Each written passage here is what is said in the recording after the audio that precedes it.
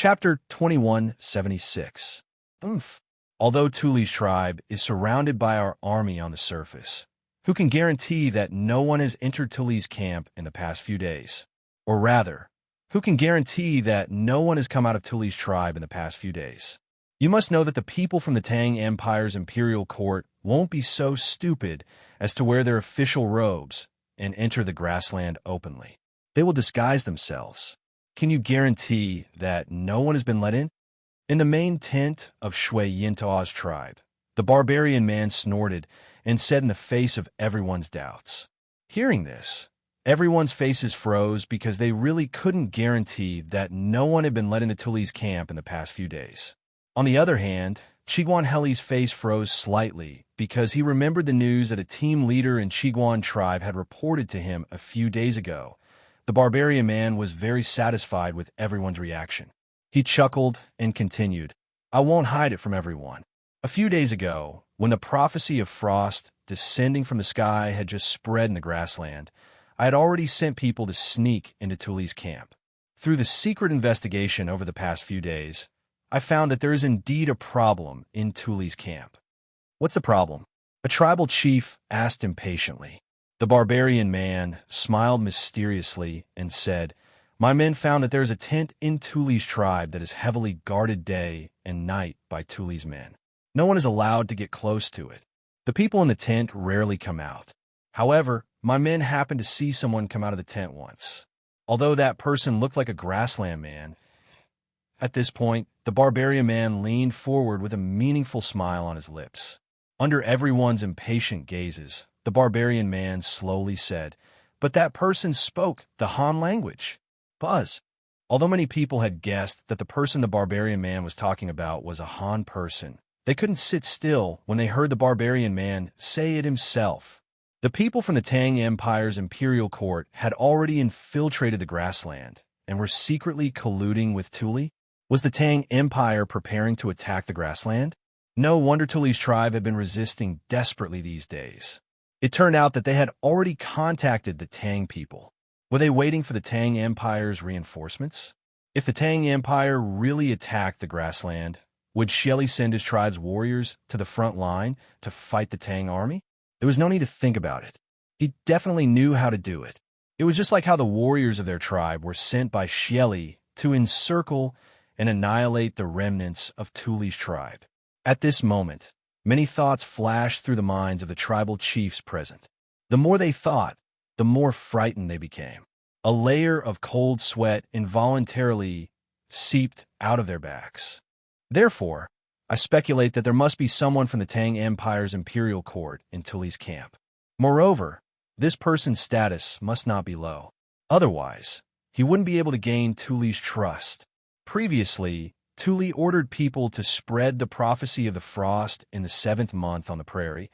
It was very likely that it was this Tang Empire official who provided the stratagem. In their Han people's language, this was called the stratagem of sowing discord. There was a master in the Tang Empire's imperial court who wanted to use this stratagem of sowing discord to divide the prairie's power, so that Xieli would lose the popular will of the people. As for why the people of the Tang Empire could predict that frost would fall on the grassland at the end of the 7th month, this was even simpler. The Tang Empire has many capable people with special abilities. Among them, there was no lack of capable people who were good at deduction and astrology. The Tang Empire even has a government office that specializes in astrology called the Imperial Astronomer. If they could calculate in advance that frost would fall on the grassland at the end of the 7th month, it shouldn't be a difficult thing. Seeing that different degrees of panic flashed across everyone's faces, the barbarian man couldn't help but chuckle in his heart. He felt that everything was under his control. At this moment, it was as if he was possessed by Zhuge Kongming. He was unraveling the truth of the matter one by one. After hearing this, everyone in the tent believed him without a doubt. It had to be said that the barbarian man's analysis was infinitely close to the truth. If Li Zishuan was present, he would definitely exclaim, "My goodness, when I was discussing the stratagem of dividing the Turks with Li Er and the others, was the barbarian man eavesdropping on us?" But in reality, most of what the barbarian man said was his own imagination and conjecture. He didn't have a single shred of evidence. Previously, when he told everyone that the spy he sent to Tuli's camp saw a person speaking Chinese in the tent, it was all a bluff. He did send someone to infiltrate Tuli's camp, and his people did indeed see a tent heavily guarded by soldiers. However, his people didn't see the person in the tent, nor did they hear the person speaking Chinese in the tent. Because the defense there was too tight, the spy he sent didn't dare to stay any longer and left. The barbarian man didn't expect that he would be able to scare this group of people with his lies. He couldn't help but feel proud of his outstanding intelligence. Tuli actually colluded with the people of the Tang Empire's imperial court. Now that Tuli has achieved his goal, the situation on the grassland has become unclear because of the prophecy he spread. Clearly, turmoil is about to occur. Brother Inan, what should our Tiela tribes do now? Tongluo tribal chief Abu-Kan asked with a frown. Obviously, he already believed the nonsense the barbarian man said earlier. Not only did he believe it, almost all the other tribal chiefs present believed it, including Chilean tribal chief Chilean Heli. I've already told everyone earlier that in the upcoming chaos on the grassland, the Tiela tribes can only comply with the will of the people and unite all the tribes on the grassland who are dissatisfied with Xieli. Only then can we completely defeat Xieli and wipe away our previous disgrace. The barbarian man looked at Abu-Kan with satisfaction. Then, he looked at everyone and said in a deep voice, "Of course, the most important thing now is to think of a way to withdraw the people we sent to surround Tuli as soon as possible. At this time, Xieli may attack us at any time. The strength in our hands must not be too scattered. Only by concentrating our strength can we have the strength to protect ourselves. In addition, let's secretly release Tuli's remaining troops. Firstly, we can let Tuli join up with the Tang army. With Tuli's hatred for Xieli and the help of the Tang army, he is likely to quickly bring the Tang army back to the grassland to attack Xieli. Secondly, if Tuli escapes, Xieli will definitely send people to pursue him. This can also weaken a part of Xieli's strength." The barbarian man's words made everyone nod inwardly. At this time, Chilean Heli frowned and said, "But if we let Tuli go, Xieli's side will definitely attack us immediately. With our current strength, I'm afraid it will be very difficult to contend with Xieli directly." Brother Healy is right. Previously, Xieli ordered us to annihilate the remnants of Tuli's troops within 2 days. Now that 2 days have passed, Xieli has already wanted to find trouble with us. If we let the remnants of Tuli's troops go, I'm afraid he will directly send troops to attack us. Another tribal chief echoed. The barbarian man chuckled and said, "That's why I said just now that we have to gather all our strength. I suggest that after the Tiela 10 tribes withdraw their troops that surrounded Tuli's remaining troops, they immediately gather in 2 places. The 4 tribes in the south will join up with Chilean tribe, and the 4 tribes in the north will join up with my Shui Yinawa tribe. We should first gather the elites of each tribe together as soon as possible, forming 2 main forces in the north and south that will cooperate with each other. As long as Xieli dares to send troops to attack one of us, the troops in the other place will quickly provide support. Our Tiela 10 tribes warriors add up to at least 4 to 500,000. On one hand, Xieli has to chase after Tuli's remaining troops. On the other hand, he has to deal with the Tang army's sneak attack. It's impossible for him to defeat us in one bite. And we can take this opportunity to absorb the other tribes on the grassland who are dissatisfied with Xieli and unite with them to fight against Xieli." The reason why the barbarian man wanted the main forces of the Tiela 10 tribes to gather in 2 places was mainly because the territories of the Tiela 10 tribes on the grassland were very scattered. If they wanted to gather in one place all of a sudden, it would probably be very inconvenient.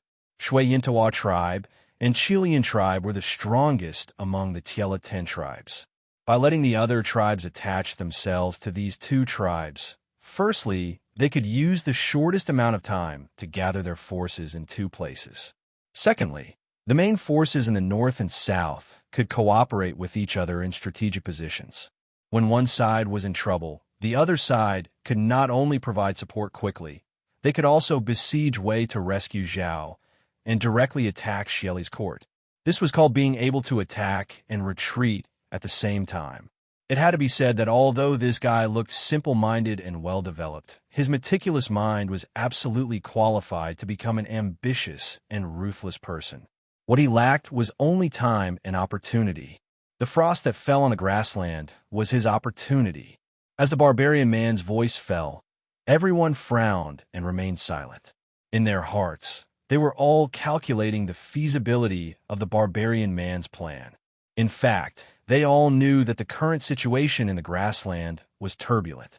To them, it was both a crisis and a good opportunity to overthrow Xieli.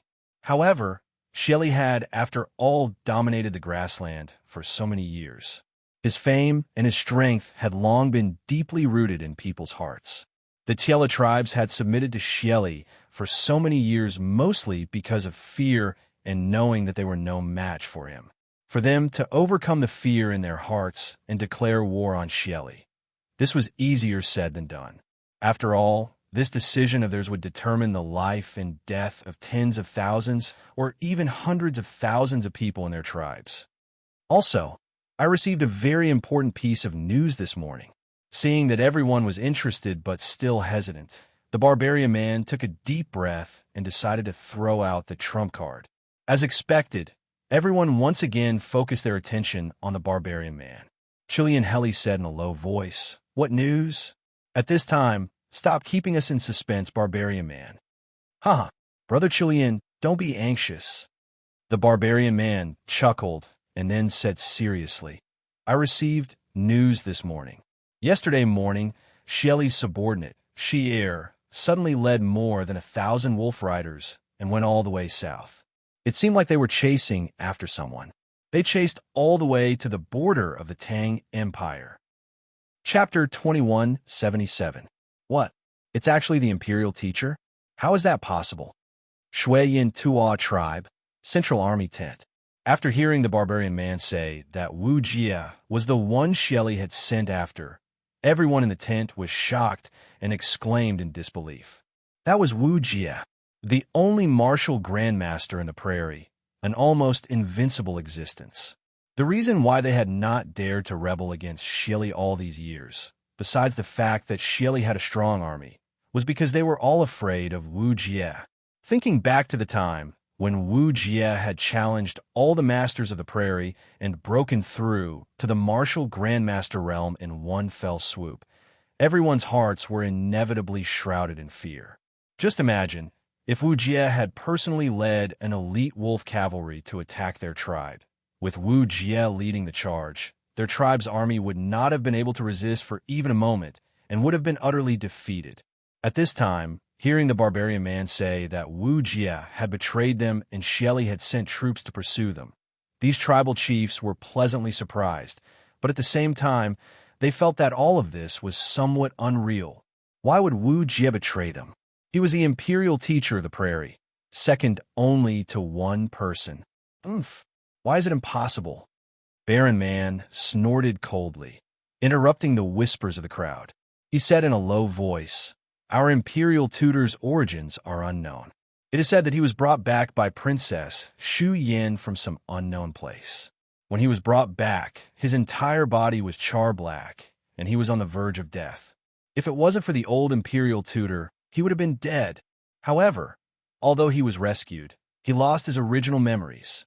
Later, when the old imperial tutor passed away, Wu Jie became the new imperial tutor of the prairie. Because of this, he attracted a large number of challenges from masters from various tribes. These people were all outstanding talents of their respective tribes, but Wu Jie only needed 3 months to defeat all of them. More importantly, his strength also broke through from the Qi transformation realm all the way to the martial grandmaster realm. From then on, no one in the prairie dared to challenge him. But think about it, a Qi transformation realm cultivator breaking through to the martial grandmaster realm in only 3 months. Is this possible? Even if Wu Jia was a genius, it was impossible for him to use only 3 months to cross the threshold of the martial Dao that ordinary cultivators would never be able to cross in their lifetime. What does this mean? This meant that before he was brought back by Princess Shu Yin, he was already a great grandmaster. On our prairie, there hasn't been a martial grandmaster for nearly 100 years, so this Wu Jie's identity is definitely not simple. At least, he would definitely not be loyal and devoted to Xieli. It wouldn't be strange if he suddenly turned traitor. After listening to the barbarian's analysis, everyone could not help but fall into deep thought. In fact, regarding Wu Jie's identity and origins, no one present was very clear. Throughout the entire prairie, very few people knew of this matter. Qigong Heli was silent for a moment. He could not help but say, "But these are only our guesses. There is no proof. If the imperial advisor is still in the palace, if we rashly raise the army to resist Xieli, wouldn't we be asking for trouble?" Yes, Imperial Preceptor is an expert of great Grandmaster realm. If he did not betray us, and Xieli sent him to lead his troops to deal with us, who among us Chiela tribes can stop him? One of the chieftains agreed. The barbarian man smiled confidently and said, "Although I don't have direct evidence, I still have some confidence. Think about it. Xieli's natural disposition is suspicious. Those who can be put in important positions by him, like Ashina Shirchu, Ashina Simo, are all loyal and devoted to him. It is impossible for them to betray Xieli. Only Wu Jie. This person's origin is unknown, and he is extremely mysterious. Usually, he ignores Xieli's orders, but Xieli needs to rely on his superior martial strength to subdue the prairie tribes, so he has always turned a blind eye to Wu Jie. Maybe he suddenly recovered his previous memories and did not want to work for Xieli anymore. That's why he ran away. Think about it. With Xieli's temperament, how could he let a great grandmaster escape? Moreover, he went south to the Tang Empire. He will definitely send people to kill him. Moreover, the people I sent to the palace also found an important piece of news. Perhaps it can prove that Wu Jie has already left the palace. What news? Everyone couldn't wait to ask. Although they were very dissatisfied with Xieli and wanted to rebel against him, none of them were willing to face Wu Jie, because a great grandmaster was really too terrifying. The wolf riders under Xieli were the elites of the elites. If these wolf riders were combined with a great grandmaster like Wu Jie, they would be an invincible existence. Although there were many tribes and warriors in the prairie, no one could stop this almost invincible combination. Don't underestimate the influence of a great grandmaster expert on a battle. Although a great grandmaster expert was still a human and could not fight an entire army by himself, if an army was led by a great grandmaster expert, the battle prowess of the army would definitely increase by several times. This was the effect of 1 + 1 greater than 2. Therefore, the tribal chiefs of the Tai Lu tribes all hoped that the barbarian man's guess was true, because once Wu Jie left, Xieli would have one less trump card in his hands, and they would have more confidence in rebelling against Xieli. Princess Shu Yan's tent has been sealed off by Xieli's people. From yesterday morning until today, Princess Shu Yan has not taken a single step out of her tent. The barbarian man smiled and told everyone a seemingly unrelated piece of news. The tribal chiefs of the Tai Lu tribes all frowned and began to think about the connection between this matter and Wu Jie's escape from the palace. The barbarian man did not give them more time to think, instead continuing. As everyone knows, Princess Shu Yan and the imperial teacher have always had a close relationship, and Princess Shu Yan once traveled the Central Plains in her early years, disappearing for several years. When she reappeared in the prairie, it was with the severely injured and unconscious Wu Jie. With the relationship between Wu Jie and her, now that Xieli has placed her under house arrest, how could Wu Jie not find Xieli to reason with? Therefore, I guess that before Wu Jie was brought back by Princess Shu Yan, he must have already known Princess Shu Yan, and he is most likely from the Central Plains. Moreover, the reason why Princess Shu Yan is currently under house arrest may be because Xieli knows that Wu Jie has betrayed the imperial court and does not want Princess Shu Yan to follow him. Or perhaps Xieli wants to use Princess Shu Yan as a hostage to threaten Wu Jie in the future. Regardless of which possibility it is, Wu Jie is definitely no longer in the imperial court. At this time, the prairie is filled with undercurrents, and Xieli is surrounded by enemies. This is the best time for us to rise up. If everyone continues to hesitate, our Tai Lu 10 tribes will no longer have a chance to rise up in the prairie. Hearing this, everyone could not help but think of the oppression and humiliation their tribes had suffered over the years when they submitted to Xieli. The eyes of some of the less shrewd tribal chiefs instantly turned red. The Tongluo tribal chief, Abu Khan, clenched his fists and took the lead to speak. Brother Inan is right. Xieli's days are numbered, and he has lost the hearts of the people. If we do not rise up against him now, we will not have a chance in the future. The Tai Lu 10 tribes have been oppressed by the Ashina family for so many years. It is time to rebel. My Tongluo tribe is willing to rise up. My wild ancient tribe is also willing to rise up with Brother Inan. My Puga tribe is also willing to rise up. Immediately, a few other tribal chiefs of the Tai Lu 10 tribes expressed their views. Most of these tribes were located in the north of the prairie and were closer to Shui Yintawa's tribe. The remaining tribes that had not expressed their views were mostly closer to Kijian's tribe. The uprising was initiated by Inan, and since Kijian Healy did not say anything, they naturally could not express their views. Brother Inan's analysis is correct. After the prophecy of frost on the prairie is realized, Xieli's prestige in the prairie is bound to be greatly reduced. Coupled with the fact that the state preceptor has most likely left the imperial court, this is indeed the best time for us to rise up. Seeing that Kijian Healy had no intention of speaking, a middle-aged man sitting below Kijian Healy spoke. However, the Tang imperial court has been eyeing the prairie for a long time. Once the Tai Lu 10 tribes rise up, the prairie is bound to fall into endless internal strife. According to Brother Inan's plan, you want to borrow Tuli's hand to lead the Tang army up north to attack Xieli. Isn't this the same as leading the wolf into the house? At that time, the Tang army will not only attack Xieli, but also us. I'm afraid the vast prairie will completely fall into the hands of the Tang Empire. This man's name was Yao Luo Gu Bodhisattva, and he was the current tribal chief of the Hueha tribe. Among the 10 tribes of Tai Lu 10 tribes, Hueha tribe's strength was in the upper tier with hundreds of thousands of tribe members, second only to Kijian and Shui Yintawa tribes. If forced to choose a side, Yao Luo Gu Bodhisattva would definitely be willing to stand on the side of Kijian Healy. However, in reality, Yao Luo Gu Bodhisattva would not easily choose a side between Kijian Healy and Inan. After all, his Hueha tribe was ranked third among the 10 tribes of Tai Lu 10 tribes. Only by remaining neutral and watching the tigers fight could he maximize his benefits. Hearing this, everyone then remembered that Inan said he wanted to let Tuli go and then wait for him to lead the Tang army back to the prairie to attack Xieli.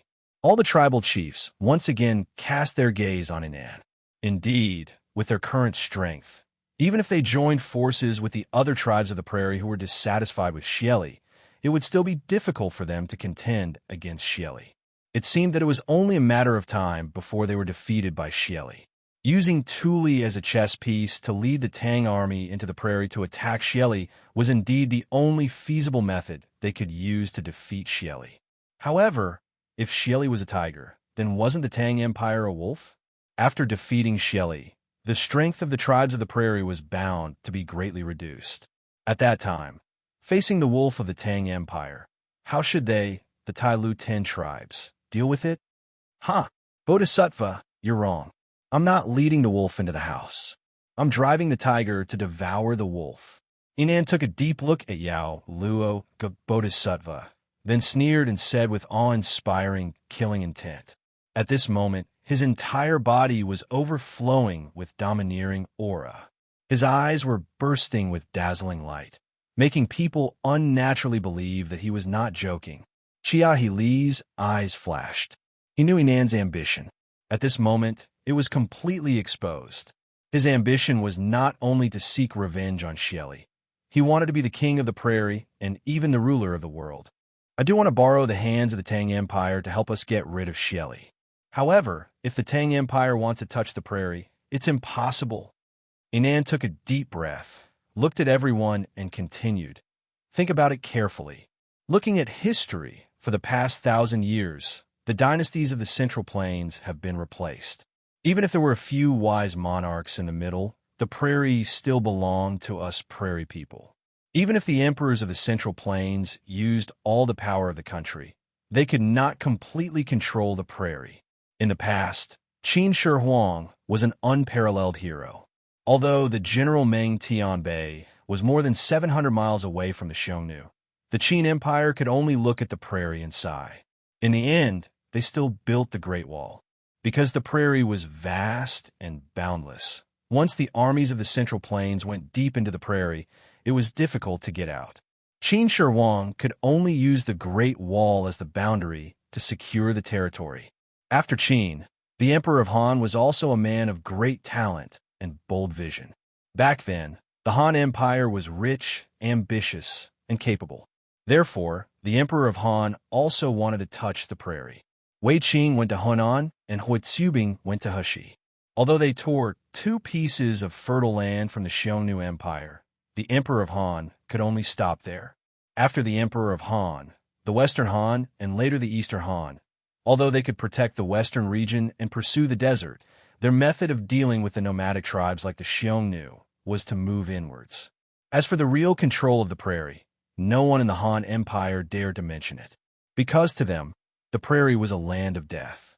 If they wanted to use the power of the country to fight the prairie to the death, the only outcome would be the destruction of the country. Even wise rulers like Qin Shi Huang and the Emperor of Han could not do anything about the prairie. Do you all think that Li Shimin is stronger than Qin Shi Huang and Han will? After we defeat Xieli, this vast grassland will all be our territory. If the Great Tang army dares to make a move against us, we will have enough space to deal with them and kill them all on the prairie. I think that the final result is very likely that Li Shimin will admit that we are in control of the prairie. As long as we do not invade the Great Tang, I believe that Li Shimin will not fight to the death with us. When the Great Tang army retreats and leaves the prairie, the entire prairie will be under the control of our Tiela 10 tribes. No one will dare to bully us, and our tribes will have the most fertile land. What are you all still hesitating for? Opportunity knocks, but once it will not come again.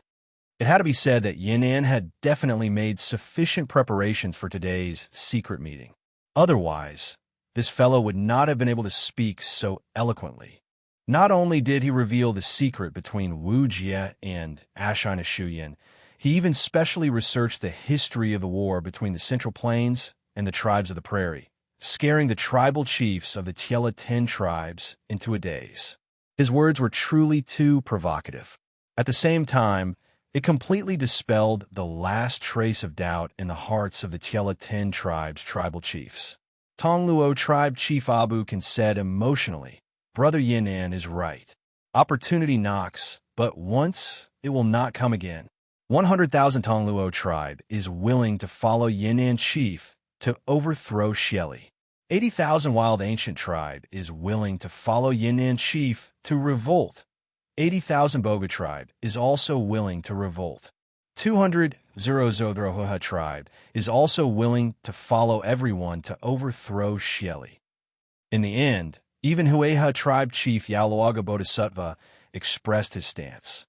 200,000 elite troops of my Qian tribe are ready to fight with Xieli at any time. Qian Heli knew that he could not remain silent anymore. Even though he knew that Yan'an was ambitious and would definitely make other moves after overthrowing Xieli, he had to express his stance now. Otherwise, he would be committing suicide in the Tiela 10 tribes. Chapter 2178. Actually, there was nothing wrong with Yinan's earlier analysis. For thousands of years, the dynasties of the Central Plains had been replaced. There had been emperors throughout the ages, and there had also been muddle-headed emperors. However, there had never been a case where the Central Plains had complete control over the grasslands. On the other hand, the nomadic tribes in the north had always been a formidable enemy of the dynasties in the Central Plains. Sometimes, they would make peace with the dynasties in the Central Plains to obtain large amounts of living materials. Other times, they would go down south to plunder and bring great disasters to the dynasties in the Central Plains, sometimes even annihilating them. Back then, when Qin Huang swept through the six directions, how majestic was he! But facing the grassland, Qin Shi Huang could only look on and sigh. Even though Ming Tianbei was 700 miles away from the Xiongnu Empire, which greatly reduced their morale, the Qin Empire still built the Great Wall. The Great Wall symbolized defense. Usually, only when offense was not enough would one build a defense. The Great Wall also symbolized a boundary. The Great Wall was the boundary of the Central Plains dynasty in the north. Although the southern server was located in Lingnan, the Qin Empire's strategy in the north was to defend and stabilize their borders.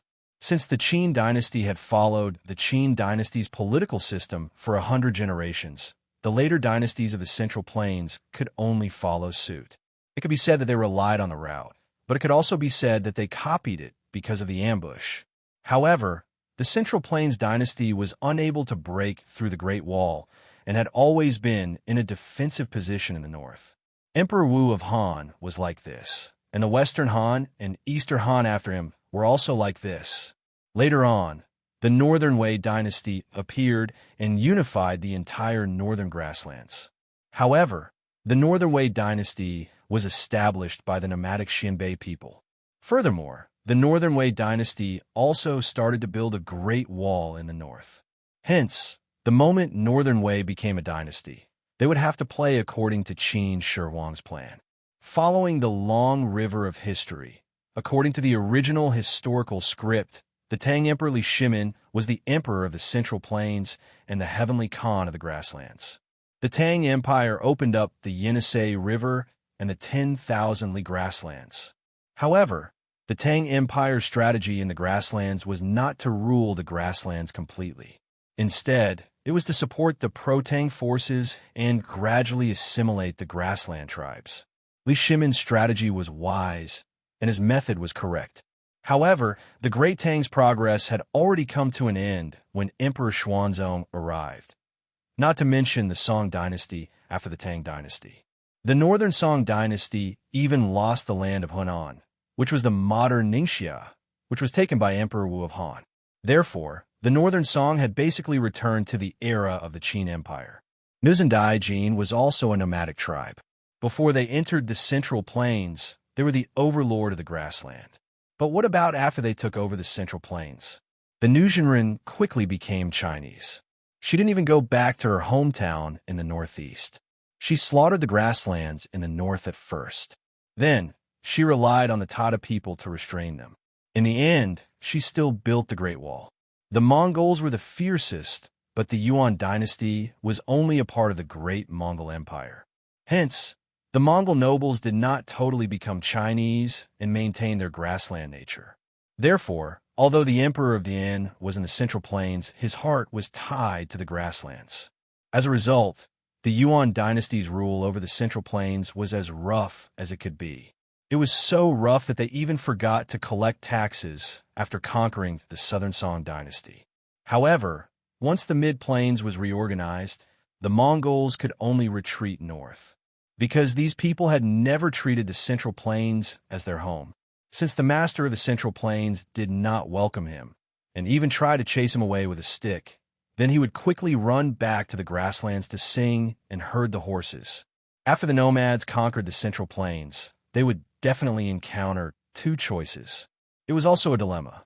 One was to quickly assimilate into the Chinese and then successfully take over, but they would have to give up on the grasslands. The other was to refuse to assimilate into the Chinese and then find it difficult to gain a foothold. Sooner or later, they would be chased away. Why did the Manchus achieve the unification of the Central Plains and the grasslands? The Manchurian emperor of the Qing dynasty created a trinity. In the Central Plains, he was called the Emperor. In the Mongolian grasslands and in the snowy highlands, he was called the reincarnation of Manjushri. Therefore, the ruling methods of the Manchurian nobles were quite powerful. However, it was still the same question. Do you want the Manchurian people to become Chinese? This was a must. If they did not become Chinese, they would not be able to gain a foothold in the Central Plains. However, if the Manchurian people were to become Chinese, how would they rule the grasslands? A Lama temple was better than 100,000 soldiers. This was the understanding of the Manchurian emperor, and it was also the strategy of the Manchurian emperor to rule the grasslands. The Manchurian emperor's cost of conquering the grasslands was much lower than the Ming dynasty's cost. However, why did the ancient Central Plains dynasty not have a single emperor who dared to rule the grasslands? It was not that they did not want to, but that they could not. Other than what the Chinese man said earlier, there was a deeper reason. That was that the Han dynasty of the Central Plains and the Grassland dynasty had a fundamental difference in their underlying logic. In ancient China, what was a Han? A Han was defined according to culture. Specifically, it was the Confucian culture. As long as one accepted the Confucian culture and lived according to the Confucian culture, they would be regarded as a Han in ancient times. The Confucian culture first existed as a standard of ethics for the masses. Individuals who followed the Confucian culture had to live in a specific structure of interpersonal relationships. The Confucian culture required these specific interpersonal relationships to have a relatively stable family structure. The prerequisite was that they had to settle down. The prerequisite for settling down was farming. However, farming had a hard constraint, which was the amount of rainfall. In ancient society, due to the requirement of rainfall for farming, if a Han wanted to live beyond the Great Wall, they had to become nomads. Otherwise, they would die. Once they became nomads, it meant that the Central Plains' interpersonal relationships would collapse. They could no longer live according to the Confucian way. As long as you lived a nomadic lifestyle, you would no longer be a Han. For the Central Plains dynasty, it was fine to send troops to expel the nomads. However, to rule the north, they had to station troops. The logistics of the garrison could not be transported by the Central Plains. It was too far. It was because of the Confucian culture of the Central Plains dynasty that the Central Plains dynasty could not go beyond the Great Wall. They could only develop in the Central Plains.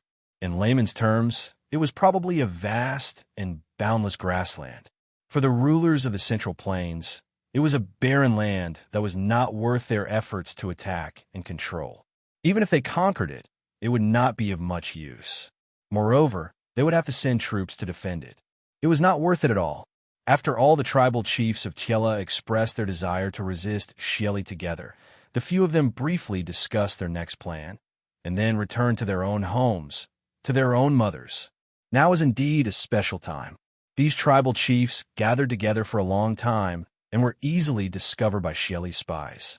Therefore, Qi Gong, Heli, and the others did not delay in Shui Yintua's tribe. After walking out of the tent, they disguised themselves and left Shui Yintua's tribe. However, although these tribal chiefs were very careful, they somewhat underestimated Xieli's spies. In other words, they underestimated Xieli's wolf guards. Ouch! Bull, watch for me for a while. I need to go to the outhouse. At the exit of Shui Yintua's camp, a soldier suddenly clutched his stomach and cried out in pain. It seemed that he ate something bad and had a stomachache. This person shouted to his companions and then hurriedly ran away with his back bent. However, he did not go to the outhouse. After making many turns, he came to the foot of a hill in the west of Shui Yintua's tribe. He put his thumb and index finger in his mouth and whistled. After a while, not far away, a man in a black robe flashed over. That soldier hurriedly went up to him and said directly, "Quickly go and report to the Great Khan." The tribal chiefs of Tiela 9 tribes came to Shui Yintua's tribe to discuss with the barbarian man. It seems that they are planning something. They stayed in Shui Yintua's tribe for nearly an hour before leaving. Good. The man in the black robe nodded and only said one word. Then, he turned and left. In a few breaths, he had already disappeared. Obviously, his martial arts were not ordinary. As for the soldier, he surveyed his surroundings. After confirming that he had not been exposed, he slowly returned to his post. Chapter 2179. Jimming, you're right. The barbarian man may end up burning himself in the end. In the main tent of the Chigu tribe, Chigu Heli sighed and said, "After the Wei River Alliance, the Tang Empire has been recuperating for the past 2 years, and its national strength is becoming more and more prosperous. On the other hand, our Turks have been caught in internal strife. The current Tang Empire's strength is not weaker than Shelley's. Half a month ago, Shelley sent 50,000 of his most elite wolf riders to the Tang Empire's border to receive state teacher Wu Jie. But in the end, the 50,000 wolf riders were annihilated by the Tang Empire's army. From this, it can be seen that the current strength of the Tang Empire's army is definitely not the same as 2 years ago. The barbarian man wants to lead the Tang Empire's army north to attack Shelley, and then drive the tiger to swallow the wolf. But how does he know that the Tang Empire will definitely send troops to the grassland? As far as I know, the current Tang Empire's imperial court can be said to be full of talents and bright stars. There are Fang Xianling, Zhang Sun Wuji, and other world-shaking talents. In the military, there are peerless generals like Li Jing, Cheng Jijia, and Yuqi Jingda. If Tuli leads his troops to return to the Tang Empire, if the civil and military officials in the Tang Empire's imperial court know about the current situation in the grassland, in my opinion, they will most likely choose to sit on the mountain and watch the tigers fight. When our Tiela tribe and Shelley's imperial court both suffer losses, they will then lead their troops north and reap the benefits. Therefore, since yesterday's frost on the grassland and rumors about Shelley's misconduct spread everywhere, I'm afraid all the tribes on the grassland have already fallen into the Tang Empire scheme. There are experts in the Tang Empire's imperial court, and now in Tuli's camp, there must be a senior official of the Tang Empire secretly adding fuel to the fire. Oh, why does Chief say so? Jimming agreed with the first half of Chigu Heli's words. He also thought that after the Tang Empire knew about the grassland situation, they would most likely choose to sit on the mountain and watch the tigers fight instead of rashly sending troops to attack Shelley. On this point, he and Chigu Heli agreed. However, Chigu Heli's last sentence surprised him. Thanks to Bearman's reminder this morning, I was reminded of something. Keegley furrowed his brows and said in a deep voice, "A few days ago, a squad leader named Keeg from Putowa's tent guarding the southern fortress reported that there was a caravan of Pugu tribe coming from the south. They claimed that they were under the orders of the chief of Pugu tribe to transport a batch of Tang specialties from Taiyuan and offer them to the Great Khan. Chigu, he brought people to inspect the carriages of the caravan. Seeing that the carriages were filled with silk, porcelain, and ironware, he gave the order to let them pass. Not long after that, there was a prophecy on the grassland that Shelley's misconduct incurred the wrath of Tungri. At the end of July, there will be frost in midsummer. At first, no one believed it, but unexpectedly, there was frost yesterday morning. The situation on the grassland instantly became delicate. Later on, I asked the chief of Puga tribe. He said that their tribe had not sent out any caravan recently, and no caravan came back from outside. So, I guess that the caravan that Keeg let go was most likely an envoy sent by the Tang Empire to help Tuli.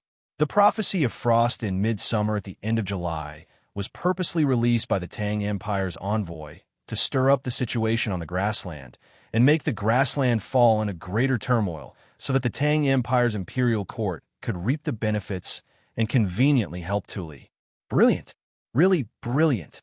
When Keeg Heli first heard about the prophecy of frost in the grassland at the end of July, he suspected that this rumor must have come from Tuli. He guessed that Tuli wanted to use this rumor to stir up the situation on the grassland and then take the opportunity to lead his tribe out of the encirclement and surrender to the Tang Empire. He even guessed that Tuli might have already gotten in touch with the Tang Empire's imperial court. Otherwise, he would not have suddenly put on such a show. But he never expected that an official from the Tang Empire's imperial court would secretly sneak into the grassland and infiltrate the heavily encircled Tuli's court. This was really a case of how to catch a tiger cub without entering the tiger's den. Even Keeg Heli somewhat admired that person's courage. If this is true, then the Tang Empire's imperial court is really too terrifying. Hearing this, Guzong Jimming opened his eyes wide and said with a shocked face, "So the grassland civil strife is about to rise."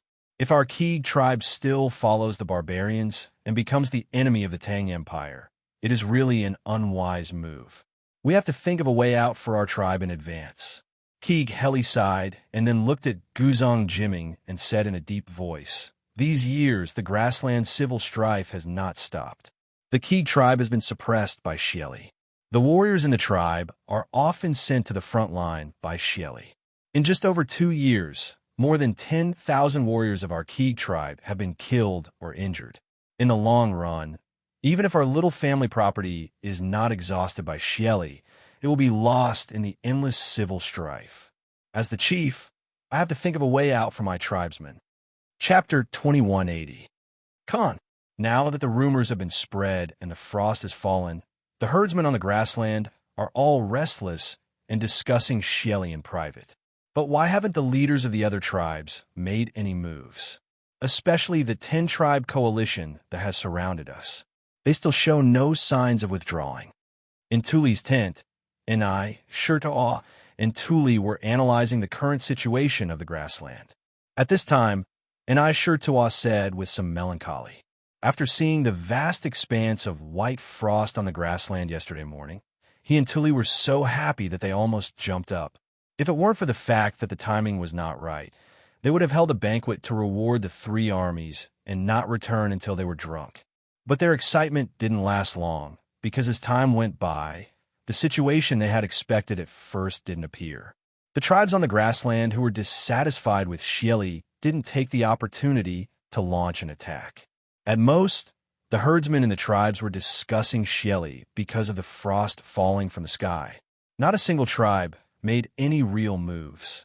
This made Tuli and Enai Shirtaw very anxious, because whether the grassland could fall into chaos because of this was directly related to whether they could escape the encirclement and smoothly go south to seek refuge with the Tang Empire. Therefore, their state of mind changed from the excitement yesterday morning to the slight uneasiness in the afternoon. And today, they were even a little anxious. Chili has ruled the grassland for many years. The strength under his command is far from what any tribe can compare to. In addition, in order to unify the grassland, he has destroyed countless tribes. His methods are extremely cruel. Which tribe on the grassland isn't afraid of him now? Although the prophecy of frost falling from the sky has come true, and Chili has lost all the people on the grassland, and some tribes have become restless because of this, the power of one or several tribes is still too insignificant. Before they have enough power to unite, the tribal chiefs of those tribes don't dare to openly rebel against Xioli. Tuli looked out of the tent with a gloomy gaze and couldn't help but sigh as he spoke slowly. In fact, he had been waiting for the people outside to send news of the turmoil on the grassland. But reason told him that things couldn't progress so fast because Xieli's strength was really too strong. The tribal chiefs of those tribes weren't fools. They couldn't jump up to rebel against Xieli just because of a prophecy. That was no different from courting death. Now, everyone was waiting for someone to take the lead and raise their arms. At that time, the grassland might fall into true turmoil. Khan, you mean we have to keep waiting? When Enai Shirtaw heard this, his eyes widened, and he said anxiously, "That's right," till he said indifferently, "Right now, we can only wait." Enai Shirtaw said anxiously, "But the tribe's warriors can't hold on for much longer. I'm afraid our rations can only last for 3 more days. If we can't break out of the encirclement and rendezvous with the Tang army outside the southern plains, our 100,000 men will starve to death, even if we aren't killed by the Great Khan's men." Only 3 days. Upon hearing this, Tuli could not help but clench his fists. In fact, he was more anxious than anyone else. But was there any use in being anxious? His subordinates had been surrounded by the 10 allied armies and over 300,000 warriors. At this moment, he was like a beast trapped in a cage. He could only hope that the hunters outside the cage would start fighting so that he could seize the opportunity to escape. He could only wait. Even though they knew that they didn't have enough provisions, they could only wait. It wasn't that he didn't want to send people to break out of the encirclement. Previously, his people had tried countless times to open a gap in the encirclement, but in the end, They had all failed and suffered heavy losses. If they tried to break out now, it would only increase the number of casualties, and the result wouldn't change at all. Is there any movement on Tang Jian's side? After a long silence, Tuli suddenly asked, replying to the Great Khan. Ever since Tang Jian changed his tent, his days have been even more carefree than before. We're still worried about the news from the front line, but he's living well. He's been drinking wine and having beautiful women all day long. He's living very comfortably. Upon hearing Tuli mention Tang Jian, Shurtoa's face suddenly became indignant, and he couldn't help but criticize. Speaking of which, after the frost fell yesterday morning, Tuli knew that his plan had succeeded by more than half. He was in an incomparably good mood.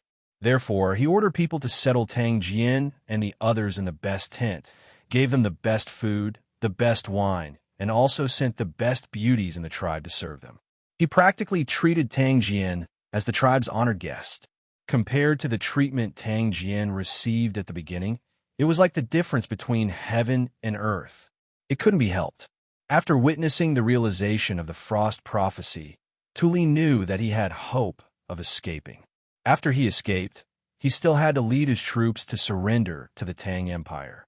Tang Jian was the Tang Empire's Duke of Zhou and an important minister of the imperial court.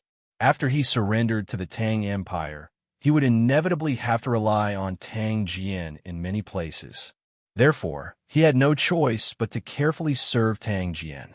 Shurtoa's face was full of indignation. After hearing Shurtoa's words, Tuli's gloomy face eased up. He muttered to himself, "That's good, that's good." He thought that as long as Tang Jian remained calm and didn't panic, it meant that the situation hadn't deteriorated to the point of no return. It must be known that when the frost prophecy was spread, Tuli's heart was even more uncertain than it was now. However, at that time, Tang Jian looked calm and at ease, not worried at all that the prophecy would come true. In the end, the heavens really did come at the end of the 7th month and sent frost to the prairie. As soon as he thought of this, Tuli's restless heart suddenly calmed down. He now had a kind of honey confidence in Tang Jian. As long as Tang Jian didn't panic, he wouldn't panic. What? Shurtoa faintly heard Tuli's muttering. He couldn't help but open his eyes wide, wondering if he had misheard. He thought that old guy Tang Jia was living a carefree and happy life in their camp. How could it be a good thing in the Khan's eyes? Tuli shook his head and didn't explain further. At this moment, a voice came from outside the tent. Reporting to the Khan, General Demotsi of Shui Yindao's tribe requests an audience. Demotsi? Upon hearing this, Tuli's body suddenly shook, and a trace of astonishment flashed in his eyes. He and Shurtoa looked at each other, then quickly sat up straight and ordered outside the tent, "Invite General Demotsi in."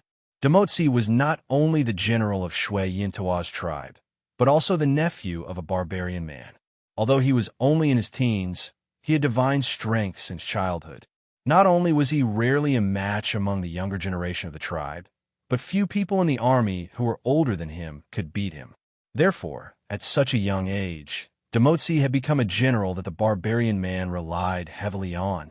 According to the historical process, after the Tang dynasty destroyed Shui Yindao, the remaining Shui Yintua people supported Demotsi as Wushi Khan in an attempt to restore Shui Yintua. However, the Tang dynasty and the Tiela tribes didn't recognize it. Li Er sent Li Ji to attack Demotsi's encampment and instructed, "If you surrender, you'll be pacified. If you rebel, you'll be punished." Li Ji went to the Overseer Mountain. His chief, Tijunda, led his people to surrender, but secretly plotted to rise again.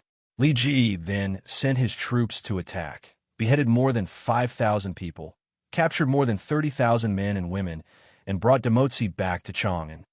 After Tuli heard that Demotsi was requesting an audience, he guessed that Shui Yintao's tribe would take action.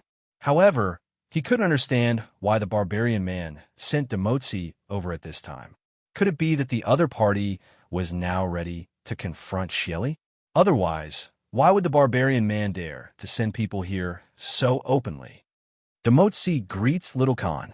Tuli didn't have to wait for long. While he was deep in thought, The curtain of the tent was lifted, and a young man with braids and slightly bronzed skin walked in. It was Demotsi. Demotsi entered the tent and bowed to Tuli in a manner that was neither servile nor overbearing. "General Demotsi, you don't have to be so polite." Tuli raised his right hand. After Demotsi straightened up, he went straight to the point and asked, "I wonder what General Demotsi is here for." Tuli didn't have much interaction with Shui Yintua's tribe before, and he was even less familiar with Demotsi. He had only heard of his name, but had never seen him in person, let alone have any friendship. Therefore, Tuli didn't want to waste time to exchange pleasantries, but went straight to the point. Demotsi was a straightforward person. Hearing Tuli's question, the corners of his mouth curled up into a smile. Then he cupped his fists and said to Tuli, "Demotsi has come to convey the goodwill of Shui Yintua's tribe to Little Khan." Chapter 2181. Who in the prairie doesn't know the fighting power of the Swanee 7 tribes? General Ni Shurji is a famous fierce general in the prairie. How could Demotsi dare to bully you? In Tuli's tent, seeing Ni Shurji getting angry, Demotsi hurriedly flattered him with a face full of fear and trepidation. The Swanee tribe was Tuli's direct army, and the Swanee tribe could be said to be the most powerful tribe in the entire prairie. At first, there were dozens of tribes in the Swanee tribe, and later it gradually developed into 7 tribes. They were mainly distributed in the Sumo River and Blackwater area. Among these 7 tribes, the Sumo Swanee and Blackwater Swanee were the most powerful, and Ni Shurji was the chief of the Swanee Blackwater tribe. Humph! A bunch of hypocrites. Ni Shurji snorted coldly, looked at Demotsi, and said with a face full of disdain, "You say you don't dare, but now you're here to threaten the Little Khan. If the barbarian man really wants to fight, the 100,000 warriors of the Swanee 7 tribes will fight with him to their heart's content." Being pointed at and scolded, especially by a defeated general, or rather, a general who was about to be defeated, Demotsi's face was somewhat ugly. However, when he thought of the mission that the barbarian man had given him before he came here, he could only temporarily suppress the anger in his heart. His slightly furrowed brows quickly relaxed. He smiled slightly and said, "That's right. Huh, what is General Ni Shurji talking about? Demotsi came here with the friendship of my Shui Yintua tribe. Over the years, the great Khan has relied on his tyrannical strength to go on expeditions and collect taxes on the prairie. A while ago, he implemented the Han official system, causing the people of the prairie to seethe with resentment. The reason why the Tiela 10 tribes surrounded the Little Khan was also because they were threatened by Shieli. However, no matter what, our common enemy should be Shieli, and we should not be killing each other here. Although the Little Khan's men are incomparably elite, and all of them are fearless of death, you have been besieged for such a long time. Your men and horses are already tired, and your provisions are almost exhausted. My chief can't bear to harm his own people, so he tried to find a way to survive for the Little Khan. In the end, after many persuasions, all the chiefs of the Tiela 10 tribes agreed to take the risk and let the Little Khan's men leave the prairie. Of course, we also have some selfish motives because we let the Little Khan leave without permission, and it will definitely anger Shieli.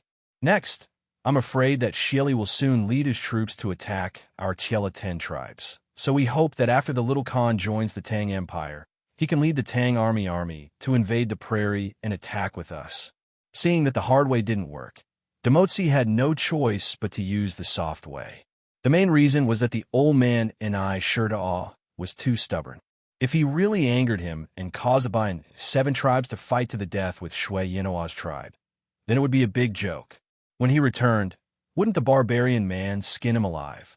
On the other hand, calculating the time, the rest of the Tiela 9 tribes should be arriving soon. As soon as those people arrived, they would withdraw their respective tribes' troops and horses. Wouldn't his previous nonsense with Ni Shurji and Tuli be exposed? At that time, not only would Tuli and Shui Yintua's tribe become enemies, the rest of the Tiela 9 tribes would also blame Shui Yintua's tribe for secretly smuggling goods. That's right. The barbarian man sent Demotsi to force Tuli to swear in the name of Tungri and hand over his only son to Shui Yintao's tribe as a hostage. This was smuggling goods. The barbarian man wanted to completely strangle the uncertainty of whether Tuli would lead the Tang army to the prairie as soon as possible, and he also wanted to hold the card of Tuli's son in his own hands. After all, the strength of the Bai and 7 tribes couldn't be underestimated.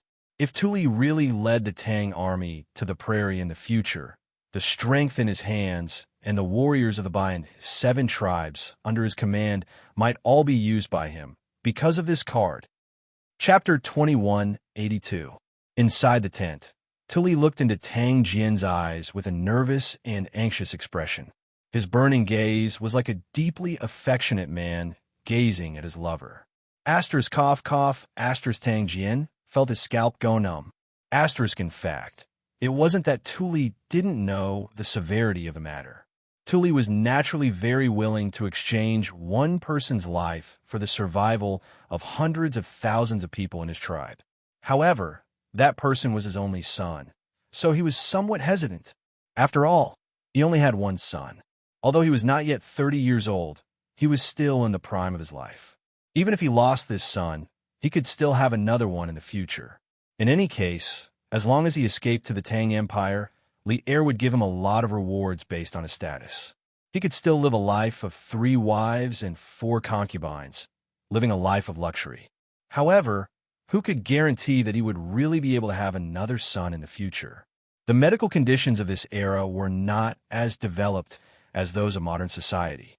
Whether it was the probability of pregnancy or the probability of a newborn being born smoothly and growing healthily, they were all not very high. In the current situation, where he didn't have a second son to guarantee, Tuli didn't want to risk his only son. If Tang Jian really had a way to save his son, then Tuli was even willing to treat Tang Jian as a savior for the rest of his life, the benefactor who saved his son's life. Cough. Khan, you're confused because you're too concerned. Tang Jian, who felt uncomfortable being stared at by Tuli, hurriedly coughed to break the awkwardness in the air. With a serious expression, he said, Khan, you might as well think about it carefully. At this critical moment, since the barbarians and the other Tiela tribes have unanimously decided to raise their troops to fight against Xieli, not only does it show that they have long been disloyal to Xieli, but it also proves that they have already realized that this is their only chance to defeat Xieli. Khan, do you think that the Tiela tribal chiefs will give up or change their plans for such an important plan because of a hostage? Tuli's eyes turned cold when he heard this. He felt that Tang Jian's analysis was very reasonable, but some parts seemed to be somewhat unreasonable. After a moment of silence, he couldn't help but frown and ask, if that's the case, then wouldn't it be superfluous for the barbarians to send Emotzi here to sing this song? No. Tang Jian shook his head and said, if my guess is correct, the barbarian man's action is more of a probe. If he can successfully persuade Khan to send the hostage to Shui Yintao's tribe, it will be equivalent to him gaining a loyal ally like Khan who can advance and retreat together with him. In the future, Shui Yintao's tribe will become even more powerful among the Tai Lu tribes, even suppressing Qian tribe. Once the Tai Lu tribe's rebellion against Xieli succeeds, the barbarian man will replace Xieli and become the new master of this prairie. If Yukon did not agree to his request, he would not suffer any loss. The plan of Tai Li's tribes to resist Xieli could still be carried out smoothly. The only regret he had was that he could not borrow your power to achieve his goal of dominating Tai Li's tribes, and even the entire prairie. But from this point of view, this person's ambition isn't small. Even if he loses this opportunity, he will sooner or later become a formidable person. The barbarian man is indeed ambitious. Tuli nodded in agreement. Soon after, he said with a worried expression, but if this Khan doesn't agree to their request, won't the barbarians fly into a rage out of humiliation and continue to attack our troops? Definitely not. Tang Jian's gaze was calm as he said with certainty, this Tang has said before that the plan of Tai Li's tribes to resist Xieli definitely did not originate from the barbarian man alone. It is also not something that the barbarian man alone can change. In terms of strength, the strength of Tai Li's 10 tribes is far inferior to Shieli. In Khan, you have more than 100,000 elite soldiers under your command. The current situation in the prairie is delicate. No matter which side wants a fight with you, they will have to knock out at least a few teeth. Therefore, if the barbarian man feels apologetic towards Khan over such a small matter, and even confronts you with weapons, then in the eyes of Tai Li's 10 tribes, he is disregarding the overall situation. The other chiefs of Tai Lu tribes will definitely not allow him to act so recklessly. However, with the nature of the barbarian man, I'm afraid he will not do such a foolish thing. Later on, you can find an excuse to reject Demotsi and give the barbarian man a way out. I believe the barbarian man will not hold on to this matter, and the Tai Lu army near Yuting should also disperse soon. Tilly nodded thoughtfully.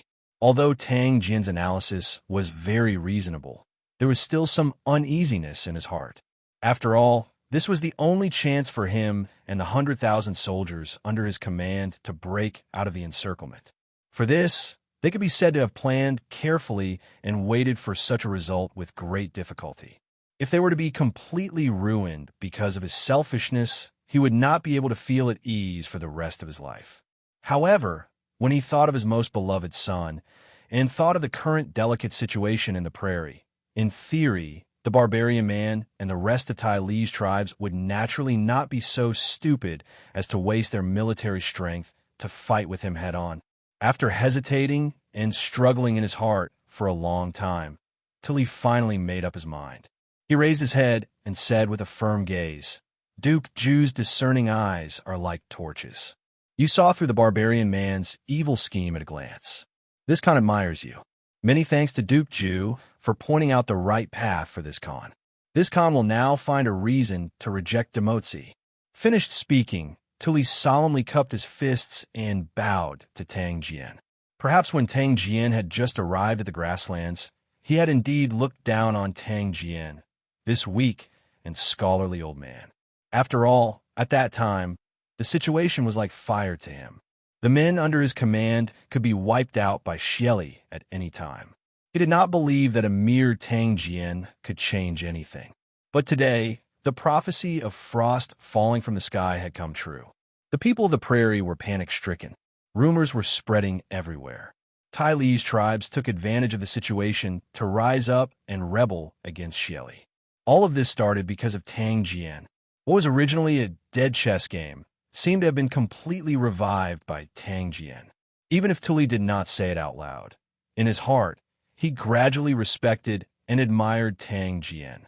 Today, Tang Jian even indirectly saved his son's life. Tuli believed that Tang Jian was completely worthy of this bow. You can't. Tang Jian hurriedly waved his hand and stepped aside. He smiled and said to Tuli, "Khan is too polite. When we reach the Great Tang, you and I will be colleagues in the imperial court. Why should we be so polite?" Colleagues, hearing this, Tuli was startled. Then he laughed and said, "Haha, Duke Ju's words are reasonable. When we leave the prairie, you and I will be colleagues. When we reach Chang, and Shinbo Ao will definitely have a good drink with Duke Ju." Unknowingly, Tuli had changed the way he addressed Tang Jian from Ben Khan to his own name. This also showed that Tuli had regarded Tang Jian as a friend.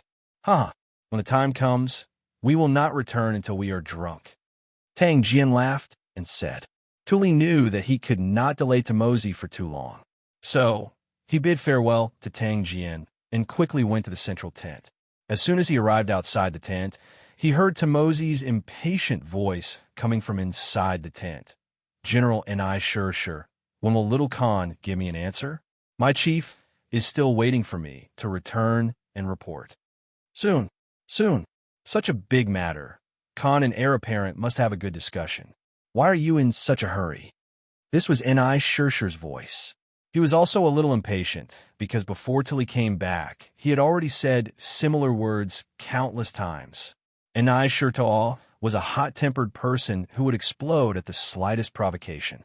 If it were anyone else who urged him like this, he would have slapped them long ago. However, the person in front of him was Demotsi, the nephew of the barbarian man. If he beat him up, the old barbarian man would definitely not let the matter rest. At that time, it would be hard to say if they could escape from the grassland. Therefore, even though he was very unhappy, and I sure had been suppressing it, his heart was very uncomfortable.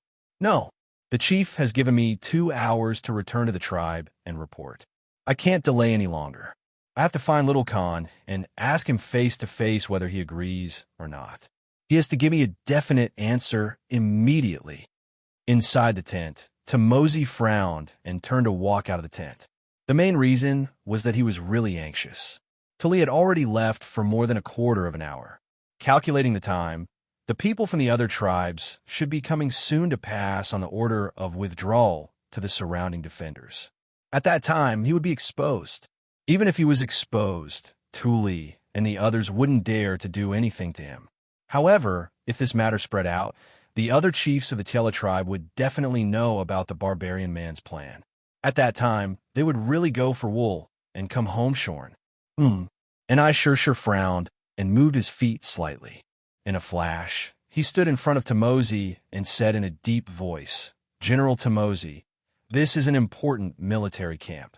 Not every soldier knows you. If you walk around casually, it won't be good if someone treats you as someone from another tribe and catches you. Therefore, you'd better stay in the tent and wait for Khan to come back." Before Tuli left, he told him to take good care of Tamosi. Although I sure didn't know who Tuli went to look for after leaving the tent, he could still understand the hidden meaning in Tuli's words.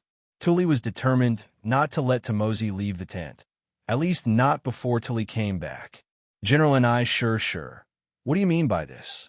Seeing that I sure had the intention to stop him, Tamosi narrowed his eyes and exuded a dangerous aura. In terms of prestige on the grasslands, although he was not as famous as I sure, when it came to fighting, he was not at all weak. Besides, he came here as a representative of the barbarian man. Naturally, there was nothing to be afraid of. General Tamosi, please don't be angry. General I sure doesn't have any bad intentions. We both hate Shelly to the bone and should be friends. Why should we harm our friendship? Outside the tent, Tuli knew it was time to go in. Most importantly, in such a short time, he had already thought of an excuse to send Tamosi and the barbarian man away. Therefore, he opened the tent curtain and walked in. He chuckled at Tamosi, who was about to fight with I sure. Khan, seeing Tuli come in, I sure was shocked. He no longer cared about Tamosi beside him and quickly turned around to salute with cupped fists. Tamosi also hurried to greet him and said, "Little Khan, you're finally back. What's the result of your discussion with Heluo?" Tamosi needs to return to the tribe as soon as possible to report. Please give me an answer now. Cough. Tuli coughed softly and said with a serious face, "General Tamosi, unfortunately, Heluo has recently contracted a strange disease. His body is sometimes cold and sometimes hot. At first, this Khan thought he had caught a cold, but many shaman doctors in the tribe couldn't cure him. Just now, this Khan went to Heluo's tent to check again. Coincidentally, the tribe's old shaman doctor, Zhuoma, diagnosed him. Zhuoma said that Heluo has contracted a cold and fever." Chapter 2183. Khan, if the barbarian gets wind of this news, will he fly into a rage out of humiliation and lead his troops to attack us? In Tuli's tent, Shurda asked Tuli worriedly after Demotsi had left for a long time. He naturally knew that what Tuli had said to Demotsi about Hiluaha getting cold and fever was a lie. When he saw Hiluaha yesterday, he was still alive and kicking. How could he suddenly get cold and fever? Clearly, Tuli didn't want to hand his son over to Shui Yintawa's tribe. From a personal point of view, Shurda naturally didn't want to hand over Hiluaha either. Even if the Tiela tribes withdrew, he would feel ashamed. However, compared to the lives of the hundreds of thousands of soldiers under his command, Shurtawa felt that there was nothing wrong with leaving him behind. However, these were only his personal thoughts. Now that Tuli had made a decision, he would support him unconditionally. However, he still couldn't help but worry that the barbarian man would retaliate after he got wind of this news. The situation in the grasslands is delicate now. Since the Tiela tribes dared to unite to resist Shelly, It means that more and more tribes on the grasslands are dissatisfied with Xieli and are willing to stand up. At this time, even if the barbarian man is unwilling, he won't dare to waste his troops here. Otherwise, how can he resist Xieli? Although he wasn't sure, Tuli still replied with certainty. He had to give his subordinates confidence. Khan is wise. And I sure to off frowned and thought for a while. He felt that the barbarian man's words were reasonable, so he leaned over and flattered him. Tuli's expression didn't change. He pondered for a moment and ordered. General Enai Shurtaw immediately passed down the order. Tell all the generals to count their men and horses, pack up, and be ready to set out at any time. In addition, send a group of people out to pay attention to the movements of the troops around Yiting. Once the troops in one direction retreat, we will immediately break out from that direction and leave the grasslands. And Shurtaw was shocked when he heard this. They had been trapped here for nearly half a month. They had experienced life and death situations and even ran out of food and water. Now that they were about to break out, and Shurtaw couldn't help but feel somewhat enlightened. All these changes were brought about by that Tang. This subordinate obeys. And Shurtaw immediately cupped his fists and accepted the order. He then turned and walked out of the tent. Duke, forgive me for speaking out of turn. We are about to complete our mission and leave the grassland to return to Chang'an. Why do you still want to create more problems? That barbarian man is not a good person. If Tuli refuses him like this, what if he changes his mind and joins the other Tiela tribes to encircle and annihilate us? I'm afraid we won't be able to go back for the rest of our lives. On the other side, in Tang Jian's tent, Yu Minghu's face turned bitter when he heard about the discussion between Tang Jian and Tuli. If it weren't for the fact that Tang Jian's status was higher than his, Yu Minghu would have smashed his fist on Tang Jian's face already. Who asked you to meddle in other people's business? Who asked you to meddle in other people's business? It's obvious that Tiela's troops are planning to withdraw. It's obvious that our mission in the prairie is about to be completed, yet you insist on instigating Tuli to play with that barbarian man. Is that barbarian man someone to be trifled with? What if the other party changed his mind in a fit of anger and joined forces with the rest of the Tiela tribe to attack Tuli's tribe? Wouldn't they all be finished? Minghu, calm down. Don't be impatient. Seeing that Yu Minghu was really anxious, Tang Jian quickly put away his smile and said with a serious face, After this incident, we can see that this barbarian man is indeed someone. But you don't have to worry. Since the Tiela tribes have decided to join forces to resist Xieli, the barbarian man won't choose to waste his troops to encircle and annihilate Tuli at this time. Besides, as far as this old man knows, the most powerful tribe among the Tiela tribes should be the Qian tribe. Even if the barbarian man loses his head in a fit of anger and wants to do something foolish, the chief of the Qian tribe won't let him do as he pleases. But what if?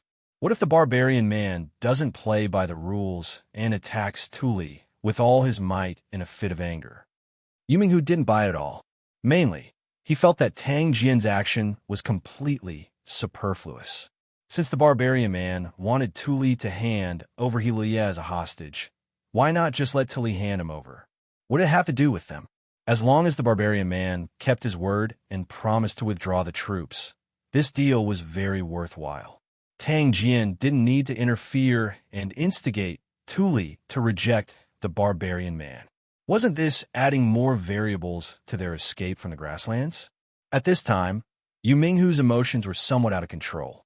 With reddened eyes, he said, I still have a 60-year-old father and mother at home. I was thinking that after this mission is completed, I can earn some military merits. I was planning to return to Chang and marry a wife to make them happy. If we can have a boy or a girl, our Yu family will have descendants and they won't have to worry about me all the time. But you did this. If the Tiela tribes really changed their minds because of this, none of us can go back. Not everyone had a heart as big as Tang Jian's. For example, Yu Minghu and the other imperial guards who escorted Tang Jian to the grasslands. Although they were all elites in the army, they were isolated and helpless after coming to the vast grasslands with Tang Jian. Every day, they went through life and death trials and were constantly on tenterhooks. If they were not mentally strong, they would have already broken down long ago. They were able to hold on until now because of the belief in their hearts, the belief to go home. And now, Tang Jian's seemingly superfluous decision might very well ruin their hard-won opportunity to go home. How could Yu Minghu not feel heartache?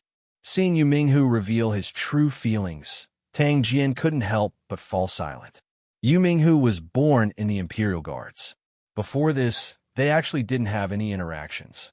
However, along the way, they had crossed mountains and rivers, experienced all kinds of difficulties and dangers, and even faced death several times. The relationship between Tang Jian and Yu Minghu and the others had gradually lost the boundary of superiority and inferiority. They were more like friends. However, before this, Yu Minghu had always obeyed Tang Jian's orders and never raised any objections. Now, his abnormal behavior was really because Tang Jian instigated Tu Li to reject the barbarian man. This move was too risky. Moreover, it was risking everyone's lives. If Tang Jian had taken such a risk when they first came to the grassland, Yu Minghu wouldn't have said anything. Because at that time, their situation was very bad and they could only fight to survive. But now, they were clearly about to welcome the dawn of victory, but Tang Jian still wanted to create new problems. Yu Minghu couldn't understand this. Minghu, this old man's move is indeed a little risky, and I have neglected your feelings. This old man deeply apologizes. After a long silence, Tang Jian patted Yu Minghu's shoulder heavily and sighed. But then he changed the topic and said, "But even if I had to do it again, this old man would still make the same choice. It's not that this old man is superfluous and creating new problems. This barbarian man is very ambitious. If he really leaves Tu Li's son in Shui Yintua's tribe and suddenly submits to the imperial court, wouldn't it be equivalent to the barbarian man inserting a chess piece in our Tang Empire? I believe that His Majesty also doesn't want to see this situation. It's true that our Tang Empire wants to attack the grassland, but when and how to attack, only the Tang Empire has the final say. The Tang Empire can't become the barbarian man's knife to eliminate Xieli. Otherwise, even if Xieli falls, the barbarian man will become the next Xieli. For our Tang Empire, there will be no end of trouble." Tang Jian was truly far-sighted. Not only was he Li Er's subject, but he was also Li Er's close friend. Otherwise, he wouldn't have taken on this dangerous mission. As a close friend, he naturally had to clear all obstacles and hidden dangers for Li Er, so he couldn't let the barbarian man take He Luoha hostage to threaten Tu Li. This was because Tu Li would soon become a citizen of the Tang Empire. If the barbarian man used He Luoha to threaten Tu Li, it would be the same as threatening the Tang Empire. This was a situation that Tang Jian absolutely didn't want to see. If not for Yu Minghu's loss of composure, Tang Jian definitely wouldn't have said these words out loud. Yu Minghu couldn't help but tremble when he heard this. Although he didn't completely understand what Tang Jian said, he still roughly understood the meaning. He knew that he had misunderstood Tang Jian. Tang Jian's previous actions weren't superfluous and creating new problems, but had a deeper meaning. "Duke, you have great foresight." This subordinate was short-sighted and lost composure for a moment. "Please punish me, Duke." Yu Minghu knelt on one knee and cupped his fist to Tang Jian in shame. He was a soldier, and a soldier's mission was to protect the country. As long as Tang Jian's previous actions weren't aimless and were beneficial to the Tang Empire, even if it put them in danger, Yu Minghu wouldn't have any complaints because this was their mission. His previous loss of composure was mainly because he didn't understand the deeper meaning behind Tang Jian's actions. Now that he knew, he naturally wouldn't have any complaints in his heart. "Get up. This isn't your fault." Tang Jian bent over and helped Yu Minghu up, then said, "This old man is to blame for not considering your feelings beforehand.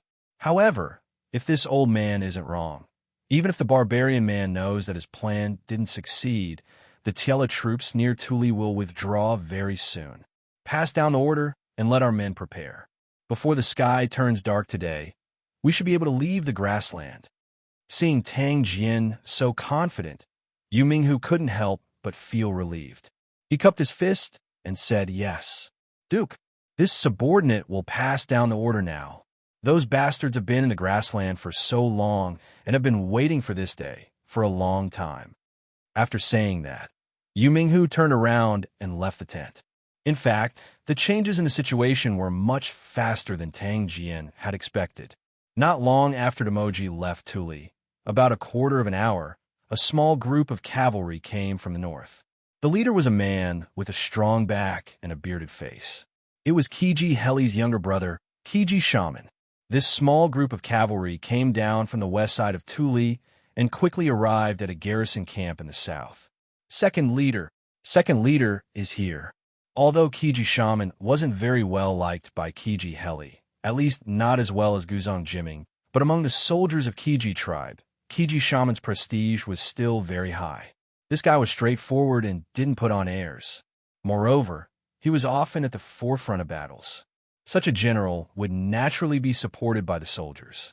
Therefore, when Kiji Shaman arrived, the soldiers in the camp who had nothing to do all gathered around and greeted him warmly. Nay, Kiji Shaman reined in his horse and skillfully dismounted. He first looked around and then asked a soldier in front of him, "Where is your General Goer?" Kiji Goer was the general of Kiji tribe and one of the most capable generals under Kiji Heli. Second leader, General Goer went to patrol the front lines. "According to the time, you should be back soon. Do you want to rest in the tent for a while?" Hearing Kiji Shaman's question, the soldier quickly replied, "No need. Bring me to him." Kiji Shaman shook his head and prepared to get back on his horse. At this moment, the sound of horse hooves came from the north of the camp. Then a soldier in the camp shouted, "General Goer is back." Kiji Shaman was stunned when he heard this. Then he grinned and laughed. Looks like I came at the right time." Then he strode towards the group of people. "Second leader, why are you here?" Chibi Guer was a tall and skinny middle-aged man with a thick beard. When he saw Chibi Shaman approaching, he hurriedly went forward and bowed respectfully. Goer, we brothers don't need to be so polite." Kiji Shaman laughed and put a hand on Kiji Goer's shoulder. Then he said, "Goer, I'm here to pass on my big brother's orders." Kiji Goer was stunned. He motioned for the soldiers on his left and right to withdraw. Then he quickly asked, "What orders does the chief have?"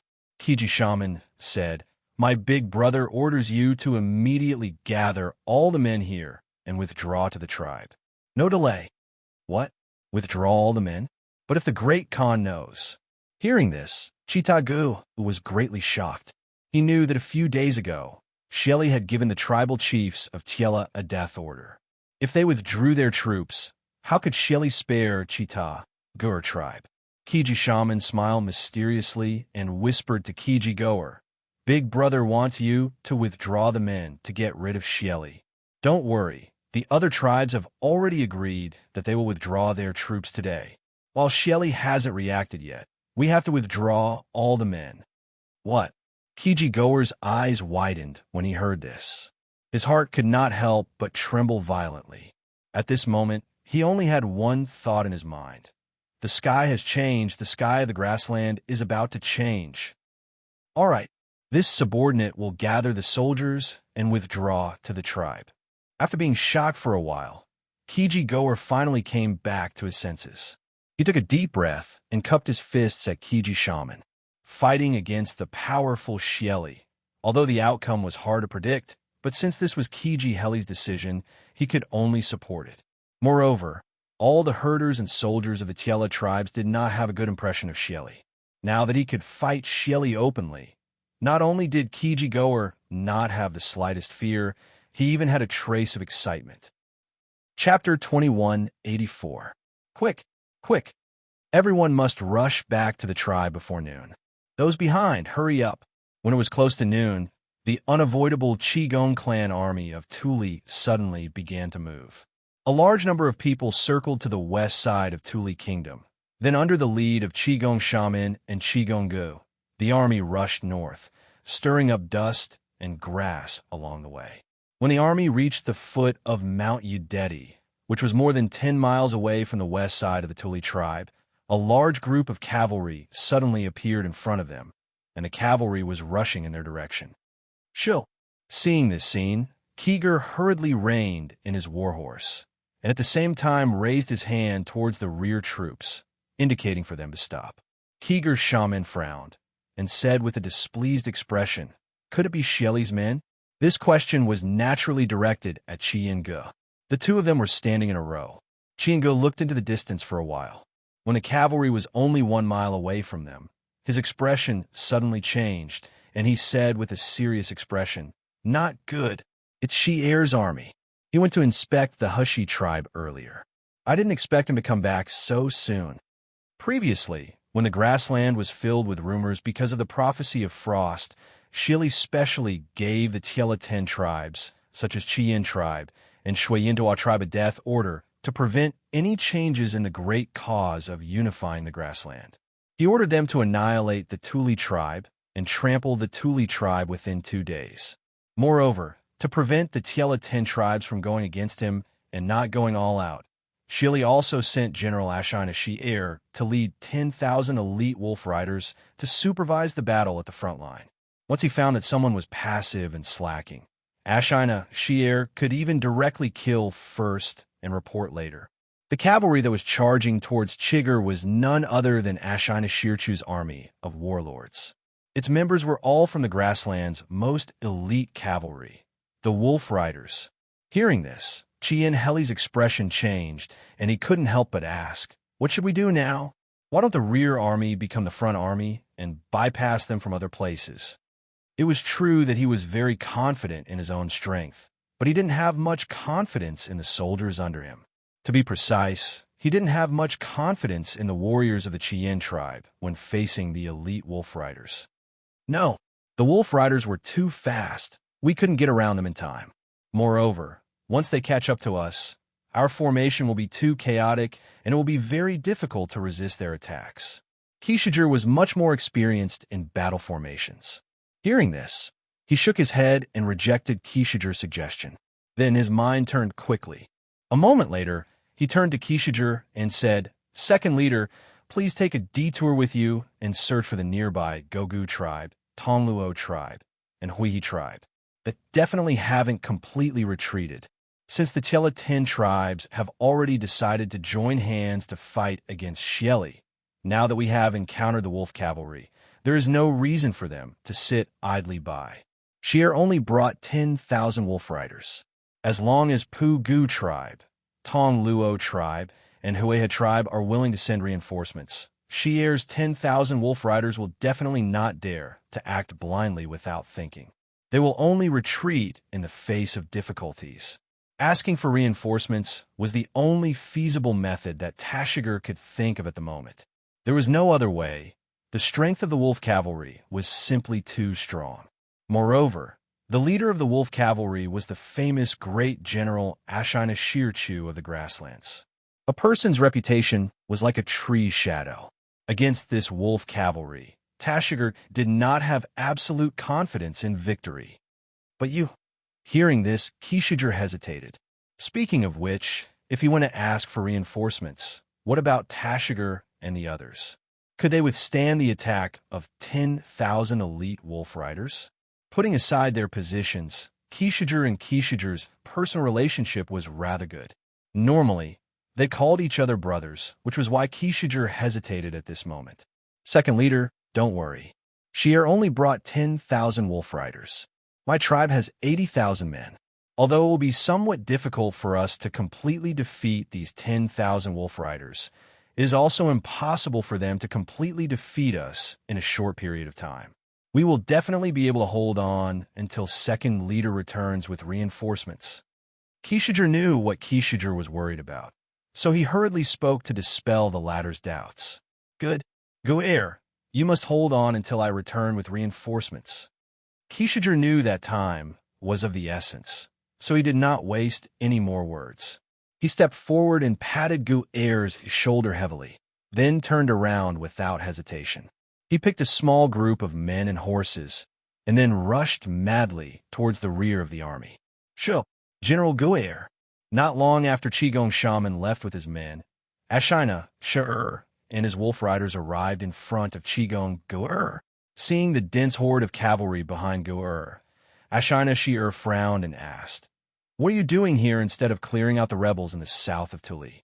As he spoke, Ashina Shirchu stared into Katandra's eyes and asked word by word, "Could it be that you want to disobey the Great Khan's orders and rebel?" Kishidra looked at Ashina Shi'er, then calmly cupped his fists and replied, "Shi'er, she must be joking. The Kishidra tribe will always be loyal to the Great Khan. How can we rebel?" Go'er only returned to the Kishidra tribe after receiving the tribal chief's order to change the defense. Once we return to the Kishidra tribe, it won't be long before a new force comes to surround Tuli. Ashina Shi'er glanced at the army behind Kishidra and couldn't help but frown. It was clear that Kishidra was lying. There were at least 60 to 70,000 soldiers, and this wasn't a normal change of defense. Kishidra had very likely withdrawn all of the Kishidra tribe soldiers stationed in the south of Tuli. It seemed that the Kishidra tribe really couldn't hold back and wanted to rebel. Ashina Shirchi thought to himself, what a change of defense. General Gu'er has withdrawn all of the Kishidra tribe soldiers stationed in the south of Tuli. Are you not worried that the remnants of Tuli will take this opportunity to break out of your southern defense line and flee to the Great Tang? Ashina Shi'er coldly snorted and said. At the same time, his right hand was already on the hilt of the scimitar at his waist. The aura of a martial arts expert instantly rose. Ashina Shirchu understood in his heart that the Chien tribe was most likely already preparing to rebel, and as Shieli's right-hand general, he naturally had to nip these rebel forces in the bud at the very beginning. He wanted to make sure that the main force of the Kishidra tribe was left behind. Even if the opponent's numbers were several times his own, Ashina Shi'er was not afraid at all. This was because the army under his command was the elite wolf cavalry that Shieli had carefully cultivated, and each one of them could fight against 10. This is a matter of my Kishidra tribe. There's no need for you to say anything.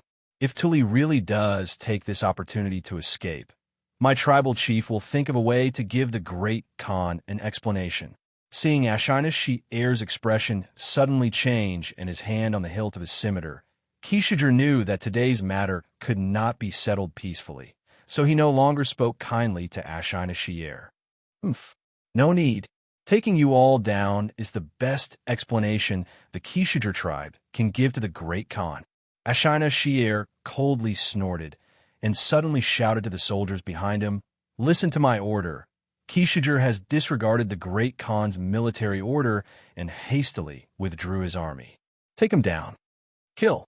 The 10,000 wolf cavalry behind Ashina Shi'er suddenly burst into a battle cry. Their cries were like thunder, and their momentum was like a rainbow. Facing an enemy that was several times their number, these wolf cavalry did not have the slightest trace of fear on their faces. This was a true elite army. On the other hand, when the Kishidra tribe's army heard the battle cry of these 10,000 wolf cavalry, many people's faces had already changed slightly. It was not that they were cowards, but the wolf cavalry's reputation in the grasslands was really too great. These years, the wolf cavalry under Shieli's command on the grasslands, and even in the Central Plains, had established illustrious military exploits, and no army dared to compete with them. How dare you? Shi'er, are you trying to stir up a dispute between the Kishidra tribe and the Great Khan? Listen to my order, take Shi'er down. Kishidra knew that this battle was unavoidable, so he shouted to the soldiers behind him. He was not afraid of fighting with the wolf cavalry. Just like what he said to Kishidra Gate earlier, it was very difficult for him and the 80,000 warriors of the Kishidra tribe to defeat Ashina Shi'er's 10,000 elite wolf cavalry. But it was also not easy for Ashina Shi'er's 10,000 elite wolf cavalry to defeat them. At least, it was almost impossible in a short period of time. What he needed to do was to stall for time and wait for the reinforcements called by Kishidra Gate. Kill! The two sides soon clashed. The moment the two armies came into contact, the wolf cavalry exploded with a terrifying impact and lethality.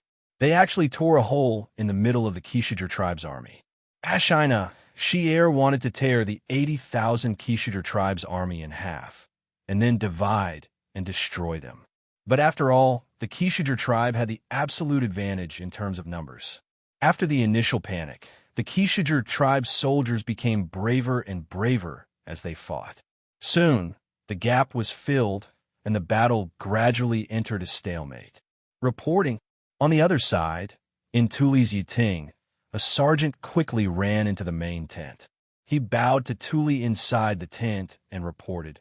Reporting to Khan, the Chiga tribe's garrison troops to the south of Yiting have suddenly retreated to the west. What? Because he had refused the barbarian man's hostage request. Tuli's heart was in a mess. When he heard the barbarian man's words, his eyes widened. Immediately, his face was filled with deep, pleasant surprise. With a whoa, he stood up and quickly walked over to the sergeant. He asked, "Are you saying that the Chilean tribe's army in the south has withdrawn?" The soldier probably did not expect Tuli to be so excited. He could not help but take a step back and said, "Yes. Great Khan, the Kishijur tribe has retreated to the west." Chapter 2185. The atmosphere of the troops heading south was very relaxed, especially when they saw that the camp of the Cheyenne tribe south of Yiting was indeed empty. Everyone cheered because the dark cloud of death that had been hanging over their heads for half a month had finally dissipated. Therefore, some people were so excited that tears streamed down their cheeks, while others couldn't help but hum. It was very lively. Tuli rode in front of everyone. Seeing this scene, he didn't speak harshly because he knew that his subordinates had been suppressed for too long. Reporting, right at this moment, a sergeant riding a fast horse rushed out from the right rear of the troops. He arrived in front of Tuli, dismounted from his horse, cupped his fists, and reported. Reporting to Khan, the troops of Cheyenne tribe have encountered Ashina Shi-Er's wolf cavalry near Mount Wuda. Both sides are currently engaged in battle. It is difficult to determine the outcome of the battle. This sergeant was a scout that Tuli had sent out earlier. Although he knew that the Cheyenne tribe's troops had retreated, Tuli didn't let down his guard. After all, not only were their troops brave and good at fighting, but they also had some old, weak, and injured soldiers. Their marching speed wouldn't be too fast. If they were to unfortunately run into Shelley's troops on their way south, then they really wouldn't be able to escape. Therefore, when they were retreating south, Tuli sent out a group of scouts to scout for information and investigate the enemy situation. The Cheyenne tribe encountered Ashina Shirkun's wolf cavalry, and it's near Mount Yudeti. Tuli's expression abruptly changed when he heard this. Their current location was only a dozen or so li away from Mount Wudu. For the extremely mobile wolf cavalry, this distance was actually nothing. If the other party knew their exact location, it would definitely be very easy for them to catch up to them. Therefore, Tuli was subconsciously worried when he heard this news. Khan, don't worry. At this time, Enai Shirtoa rolled his eyes and said to Tuli, "As far as I know, Ashina Shirkun only has about 10,000 wolf riders under his command, while the Chilean tribe has about 80,000 soldiers. Although the wolf riders' combat strength is unparalleled in the world, the Chilean tribe's strength cannot be underestimated either. It is almost impossible for Ashina Shirkun's 10,000 wolf riders to easily defeat the Chilean tribe's 80,000 soldiers, let alone catch up to us." After listening to Enai Shirtoa's analysis, Tuli felt a little relieved. But soon after, he said with some worry, "But in this way, the Cheyenne tribe is bound to suffer heavy losses. I'm afraid the Tiela 10 tribe's plan to unite against the Mengchu will come to an end." Although Cheyenne tribe used to be a tribe under Shelley, Tuli still admired Cheyenne Heli quite a bit. So much so that before he had a falling out with Shelley, Tuli and Cheyenne Heli had a very good personal relationship. Because their personalities and political views were similar, they could be considered half-bosom friends. Now that the Cheyenne tribe's 80,000 warriors were up against Ashina Shir's 10,000 elite wolf riders, it was very likely that the Cheyenne tribe's vitality would be greatly damaged. Tuli couldn't help but sigh with regret. If it wasn't for the fact that he couldn't even protect himself now, he might still send some troops to help the Cheyenne tribe. But Tuli turned around and looked at the exhausted officers and soldiers behind him. He couldn't help but shake his head. In the current situation, He obviously didn't have the spare energy to care about the Cheyenne tribe. "Little Khan, you worry too much." At this time, Tang Jian, who was standing beside Tuli, opened his mouth and said, "Since the Tela 10 tribes have decided to unite against Shelly, now that the Cheyenne tribe has encountered Shelly's wolf riders, the other Tela 10 tribes naturally won't sit idly by. As long as the Cheyenne tribe's generals aren't stupid, they will certainly send someone to send a message to the other Tela tribe's armies that had previously surrounded us. When the time comes, these 10,000 wolf riders will most likely become the Tela tribe's first sacrifice to Shelly. Our top priority now is to go south as soon as possible and escape from the control of Shelly's army. Because even if the Tela 10 tribes can annihilate Ashina Shur, Ur's 10,000 wolf riders, the news of the Tela 10 tribe's betrayal and letting us go will quickly reach Shelly's ears. We must take advantage of this time to escape as far as possible." What Ju said makes sense. Tuli nodded his head upon hearing that. Then he instructed General Ni Shur to pass down the order. The entire army must speed up. Before nightfall, we must leave the grassland. Ni Shur To's brows slightly creased. He thought for a moment and said, "Khan, if we march at a normal speed, it won't be a problem to leave the grassland before nightfall. But we have a large number of people accompanying us. Moreover, there are many old, weak, and injured soldiers in the troop. This will certainly affect the marching speed. Therefore, this subordinate suggests that we divide the troops into two groups. One group will escort Khan to leave the grassland at the fastest speed possible, while the other group will escort the old, weak, and injured soldiers and chase after us with all our might. This place is no more than 100 li away from Shako Mountain. Once we pass at Shako Mountain, we will arrive at the Great Tang's territory. Even if Shelly's troops have more guts, they won't dare to pursue us any further. Our two groups will converge there." Hearing that, Tuli was slightly moved. But after thinking for a moment, he shook his head and said, "No. When this Khan was trapped in a tight encirclement, all the officers and soldiers did not leave and did not abandon me. They fought alongside this Khan, bathed in blood. Now that there is hope to escape from the grassland, how can this Khan abandon my own people?" Tuli was a person who cherished old friendships and attached great importance to relationships. Otherwise, he would not have gathered around him a group of troops who were loyal and devoted to him and would never abandon him. Even under the desperate situation of being heavily encircled by Shelly's 300,000-strong army, not a single tribe or even a single troop betrayed him.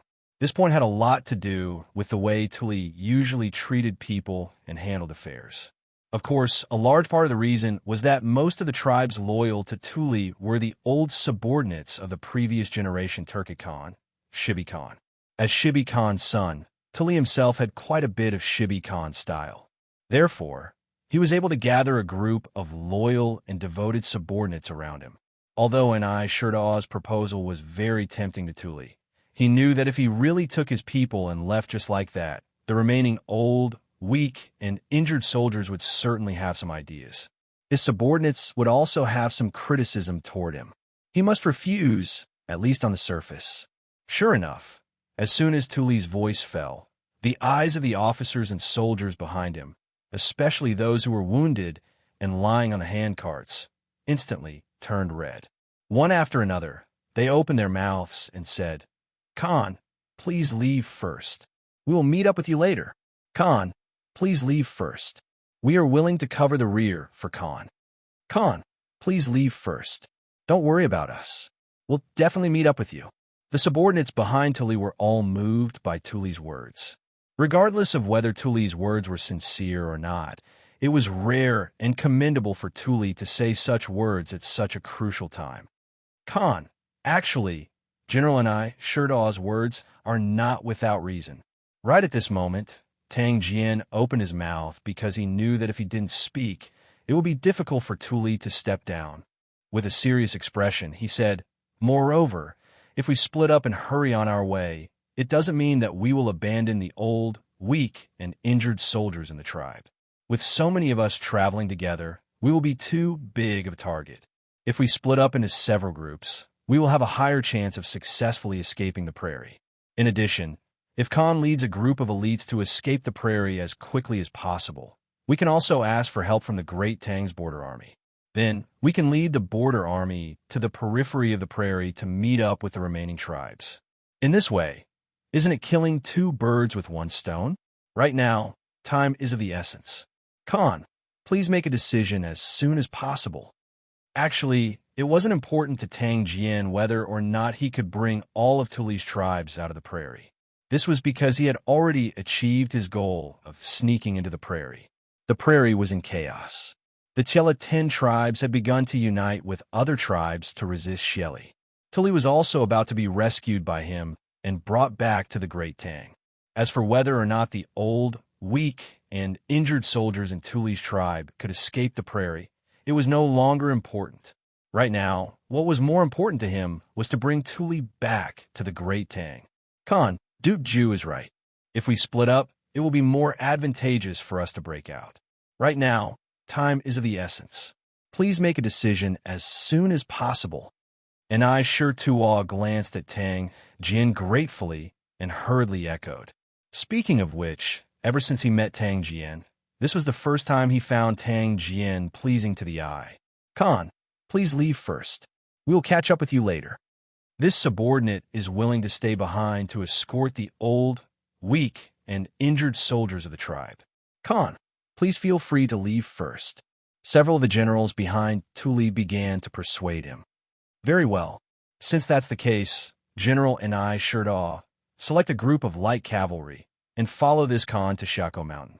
Then, ask the Great Tang border army to come and receive our troops. Tuli had a helpless look on his face. After pondering for a moment, he could only nod and agree. Then, he said to the generals behind him, "You must escort the remaining troops out of the prairie safely. After this, Khan sees the Great Tang border army. He will come with them to receive you." This subordinate obeys. Khan, please be careful on the way. The generals naturally cupped their fists and accepted the order. Not long after, this massive group quickly split into two groups. One group of 10,000 light cavalry abandoned all of their heavy equipment and rations, breaking away from the main group. They began to gallop as fast as they could across the vast and boundless plains, heading for the border of the grasslands to the south. As for the original main group, the remaining people were divided into 10 small groups under the arrangement of several generals.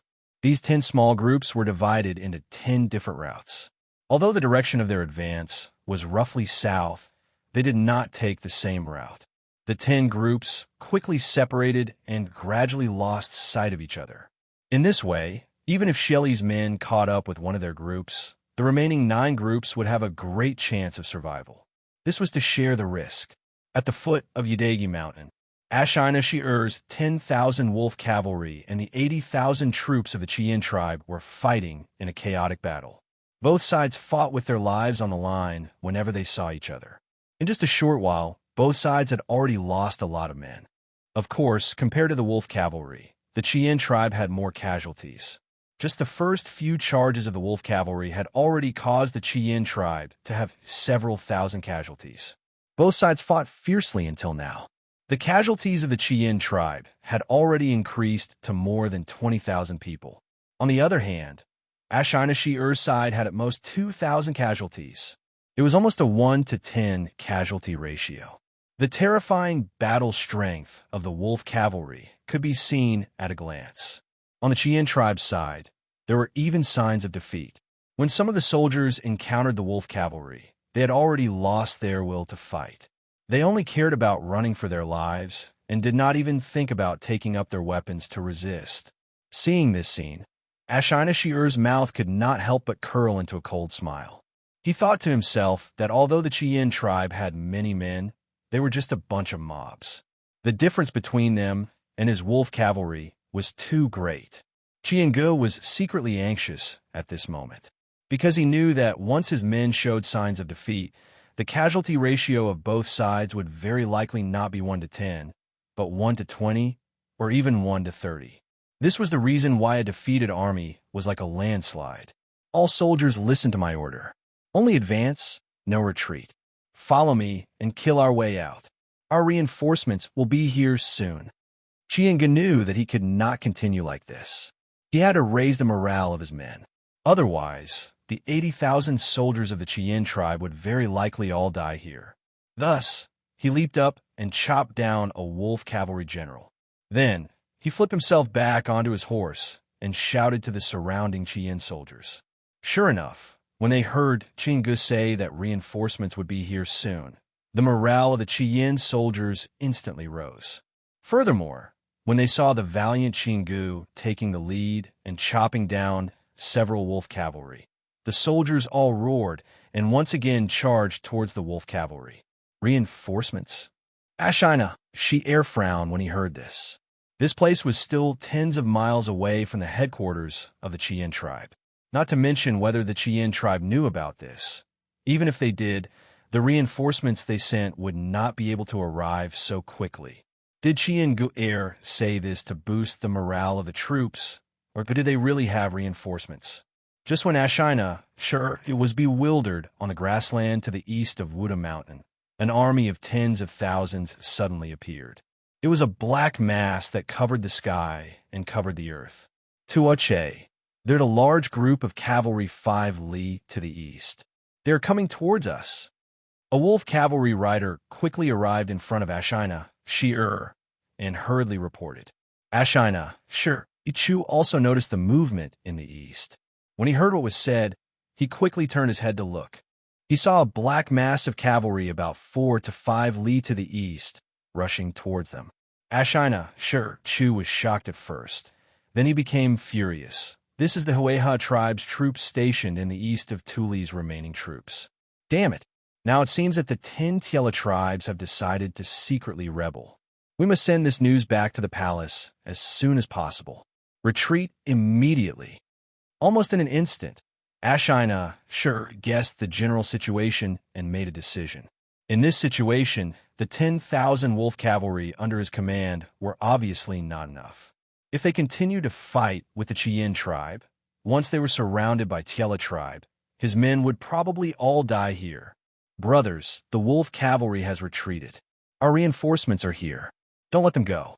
Let's kill them and avenge our dead brothers. Seeing that Ashina, Shi-er's wolf cavalry was retreating and that reinforcements were coming from the east, Qian decided to beat them while they were down. The main reason was that he knew that in the future, the Qian tribe would have to face Xieli's wolf cavalry. If he could take the opportunity to kill a few more wolf cavalry today, it would not be a loss. Chapter 2186. Reporting to the Great Khan, news has just come from the dark section. The Tiela 10 tribes have decided to rebel and ordered the withdrawal of the 300,000 troops surrounding Tuli's remaining forces. Tuli will definitely use this opportunity to escape the grasslands and seek refuge with the Great Tang. Grasslands, Royal Court. The Vice Commander of the Wolf Guard, Wang Yudong. Oh no, Wang Yudong should be considered the official commander of the Wolf Guard now. He quickly walked into the tent and bowed slightly towards Xieli, who was seated at the head of the table. Ever since the moment Xieli gave up on rescuing Zhao Diyin, who was trapped in Taiyuan, Wang Yudong had become the true boss of the Wolf Guards. Although Xieli kept saying that he was only letting Wang Yudong temporarily assume the position of Guardmaster of the Wolf Guards, and that he would return the position of Guardmaster to Zhao Diyin after rescuing him. Anyone with a discerning eye knew that Zhao Diyin would probably never return. Because the situation of the grasslands was about to become chaotic, Xieli did not have any extra troops to go rescue Zhao Diyin. What? The Tiela 10 tribes have already rebelled and withdrawn all their troops? Hearing this, Xieli's right hand holding the teacup shook violently. The tea in the teacup was the extremely rare divine tea from the Great Tang, which Xieli's subordinates had plundered with great difficulty. At this moment, Xieli's hand shook and a lot of tea spilled out of the teacup. If it were in the past, Xieli would definitely feel some heartache, but at this moment, Xieli no longer had the mind to care about this. He put down the teacup and stood up with an ugly expression. I didn't expect these people to act so quickly. It must be that bastard Enan. This morning, he gathered the chiefs of the Tiela tribes for a meeting in the Shui Yintawa tribe. He must have wanted to unite the Tiela tribes to rebel against this Khan. But this Khan didn't expect these people to all agree to unite with Enan and act so quickly. Wang Yudong said with a worried expression, "Khan, what should we do now? The Tiela 10 tribes have millions of troops. If they unite, I'm afraid." At this point, Wang Yudong tactfully did not continue, but the meaning he wanted to express could be understood by anyone. But Shelley smiled coldly and said with a face full of disdain, "They're just a few restless grasshoppers. If they want to jump, they'll have to ask this Khan for permission. A mere Tiela 10 tribes? This Khan has never put them in his eyes." Hearing this, Wang Yudong's worried face gradually relaxed. Suddenly, he thought of something and asked tentatively, "Then tonight's banquet." In the morning, when he found out that Enan had secretly gathered all the Tiela tribe leaders to discuss matters in Shui Yintawa tribe, Shelley had ordered people to send a letter to all the Tiela tribe leaders, saying that there would be a banquet in the royal court tonight, inviting all the tribe leaders. But now, he had originally planned to use tonight's banquet as an example to others, but he had not expected these people to act so quickly. With the current situation, even if this Khan invites them, they won't have the guts to attend the banquet. Shili shook his head. Suddenly, his gaze focused as he looked at Wang Yudong and said in a deep voice, "Since those ants don't know life from death and want to take advantage of the situation to cause trouble, then this Khan will let them know what is called a mantis trying to stop a chariot." He immediately ordered the Dark Tribe to cooperate with the Light Tribe experts and execute the decapitation plan in advance. "It's tonight." Hearing this, Wang Yudong's eyes widened in shock. The decapitation plan, mentioned by Xieli as the deputy leader of the Wolf Guards, he had naturally heard of it and was deeply involved in it. It was precisely because he was one of the main executors of this plan that Wang Yudong was so shocked when he heard that Xieli was going to start this plan now. After coming back to his senses, Wang Yudong advised, "Khan, please reconsider. Now that rumors are spreading all over the grassland and the situation is delicate, if we forcefully start the decapitation plan, I'm afraid it will lead to a strong backlash from the other tribes and turn to imitate or rely on the Tiela tribe to resist us. In addition, although there are Dark Tribe members of the Wolf Guards hidden in all the Tiela tribes, most of them have not really come into contact with the core power of each tribe. If we start the decapitation plan in advance, I'm afraid it will be difficult to completely succeed. Once there is a flaw, our previous deployment will be for naught. Even if we can't completely succeed, at least we can make most of their tribes leaderless. This Khan wants to let them know that on this grassland, I, Ashina, still have the final say. Whoever dares to resist, there is only one outcome, and that is death." Wang Yudong's words did not make Xieli give up on executing the decapitation plan. Xieli's tiger-like eyes focused as he snorted coldly and persisted. Wang Yudong was silent upon hearing this. Seeing this, Xieli slowed down and continued, "The 10 tribes of the Tiela tribe have millions of soldiers. If we allow them to unite, it will bring a lot of trouble to this Khan. Although this Khan does not fear them in a head-on battle, to eliminate this group of ants, this Khan will inevitably consume a portion of the power in my hands. This Khan's true goal is to enter the Central Plains and not just this grassland before our eyes. Therefore, there is no difficulty in quelling this rebellion. What's difficult is that we need to eliminate this group of ants at the smallest cost. Taking advantage of the fact that they have yet to unite, we will kill a few of their leaders and let a few of their tribes fall into chaos first. Then, this Khan will gather the elite forces and swiftly annihilate these few tribes with a thunderous momentum. As for the remaining tribes, it will be much easier to deal with them." Wang Yudong's heart trembled. He did not expect that even in this kind of situation, Xieli would still want to attack the Central Plains. Moreover, facing the rebellion of the 10 tribes of the Tiela tribe before them, Xieli clearly planned to use a swift and decisive method to quell the rebellion. This required a lot of courage, but at the same time, this was also the most suitable method to break the current situation. Thinking of this, Wang Yudong bowed and cupped his hands, saying, "Khan is wise. This subordinate will arrange it right away. Tonight, the Wolf Guards will execute the decapitation plan in the 10 tribes of the Tiela tribe. Go.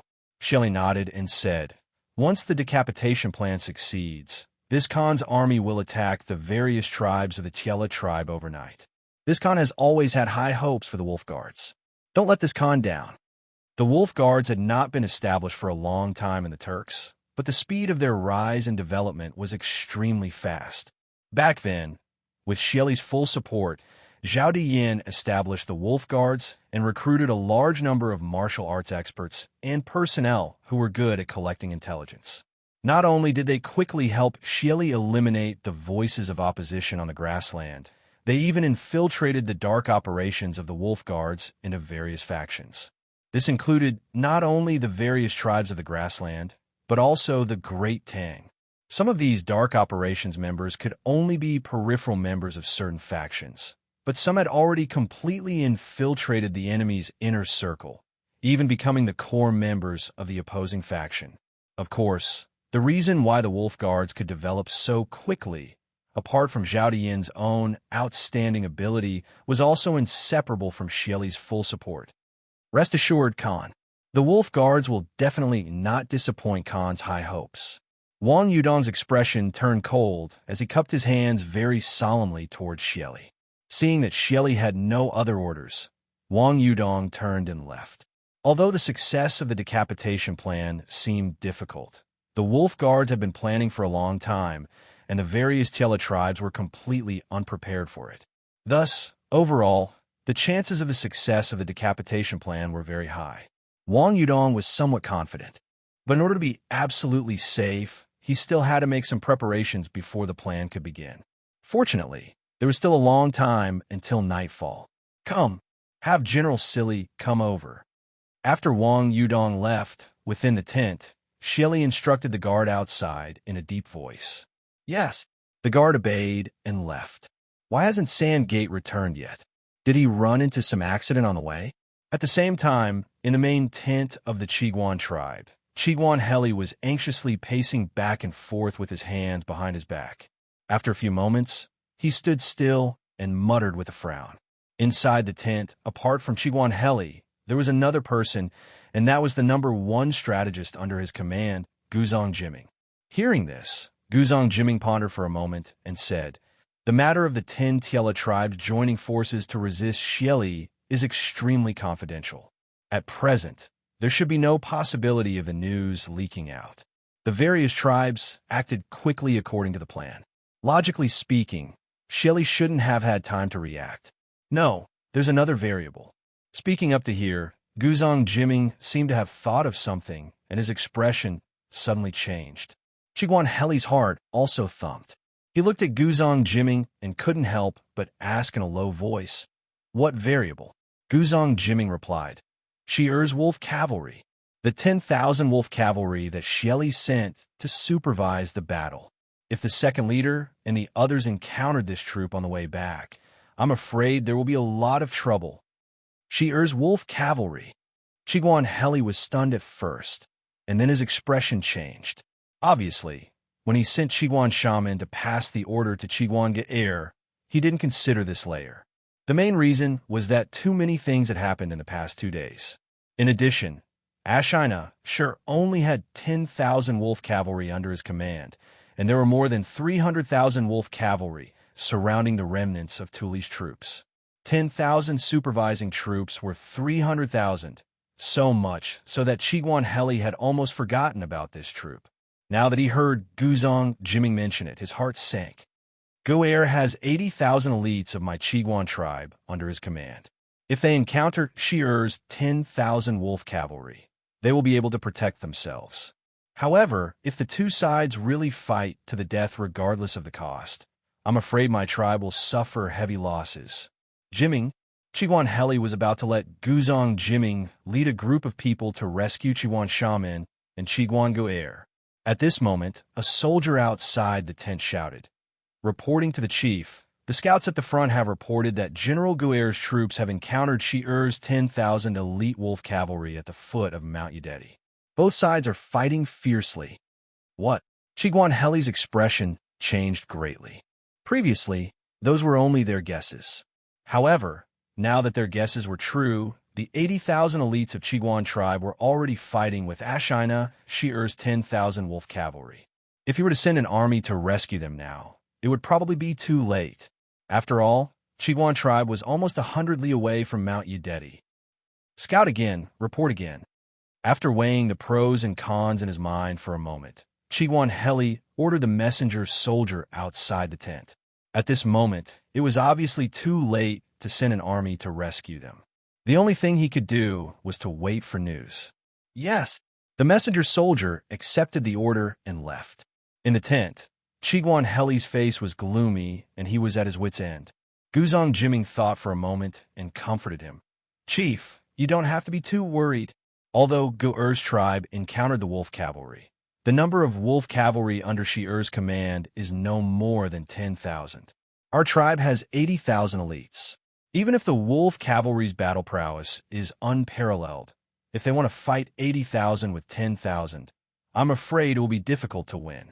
Moreover, at this moment, the other Tiela tribes are also retreating. When they hear the commotion at the foot of Mount Yudeti, they will definitely not stand by and do nothing. They will definitely come to help. Therefore, these 10,000 wolf cavalry are not enough. Sigh. Qiguan Heli sighed and said, how could I not know this? I have also never worried that Gu-Er's tribe would lose to Shi-Er's 10,000 wolf cavalry. What I am worried about is that even if Gu-Er and the others win, I'm afraid they will suffer heavy losses. Next, the 10 tribes of Tiela will join forces to resist Xieli. Inan is also very ambitious. If our tribe's strength is seriously damaged, I'm afraid we will be in danger. Now, we can only hope that the other tribes can quickly discover the battle at the foot of Mount Yudeti and go to help. Guzong Jiming's heart sank, because Qiguan Heli's worries were not without reason. According to the plan, the 10 tribes of Tiela will join forces to resist Xieli. At this time, if the Qiguan tribe suffered heavy losses because of this small conflict, then in the following uprising, not only would they have to face the threat from Xieli, they would also have to face their allies. For example, Inan, seeing that the Qiguan tribe was weak, it was very hard to guarantee that Inan would not wait for an opportunity to annex the Qiguan tribe. After all, this guy's ambition was known by everyone. No matter what, since Shi-Er's wolf cavalry has already encountered our people, then the news of the 10 tribes of Tiela joining forces will definitely reach Xieli's ears very soon. According to the plan, the Qiguan tribe and Shui Yintawa tribe will establish 2 lines of defense in the north and south, guarding and helping each other. The most important thing now is that we have to gather the other 4 tribes near the south to the Qiguan tribe as soon as possible.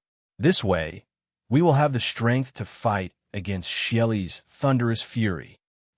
Chapter 2187. Aren't these monks from the Puwang Monastery? Why have they come all the way here? So many monks. Are they going to hold a Dharma assembly? If we go any further, we'll reach Jian'an Square.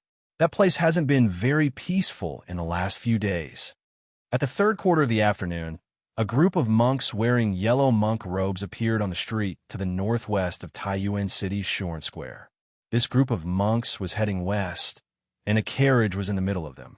As the wind blew through the window curtains, one could vaguely make out a dignified, middle-aged monk seated within the carriage, his hands clasped together. The common folk on the street couldn't help but begin to discuss this procession. Shuan Square was located in a very strange location. Kang Chang'an and Zhu Shiqing had been pursued by the government and the Wang clan, so they had been hiding in the 5th residence on the east side of Shuan Square. Moreover, after walking a short distance from Shuan Square to the west of the capital, there was Jian'an Square, and Tongfu Inn was nearby. Taiyuan City had been sealed off for several days now, and anyone with a brain could tell that something major had happened in Taiyuan City. It wasn't just because the government wanted to capture a Turkic spy hiding in the city. There had to be something else that the common folk did not know about, or else the government wouldn't have sealed off the city gates for so many days.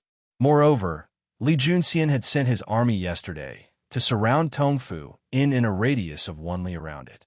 He had ordered all the shops in the area to help seal it off, and only the common folk of Tongfu Inn were allowed to enter.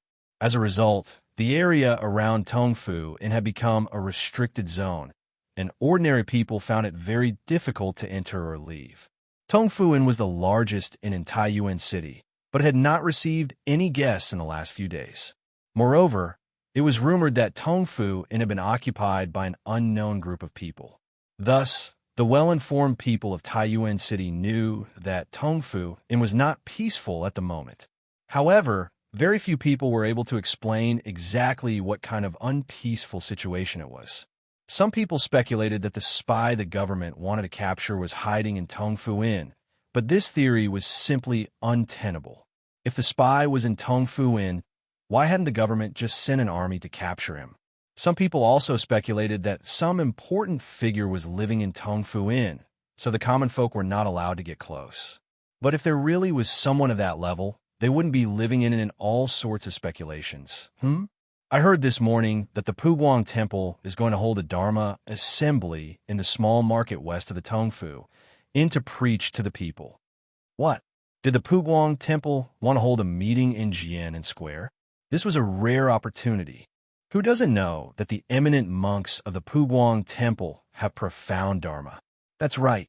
The Puguang Temple rarely holds spiritual gatherings, so we can't miss it this time. The Puguang Temple was built during the Jinan period of the Han Dynasty.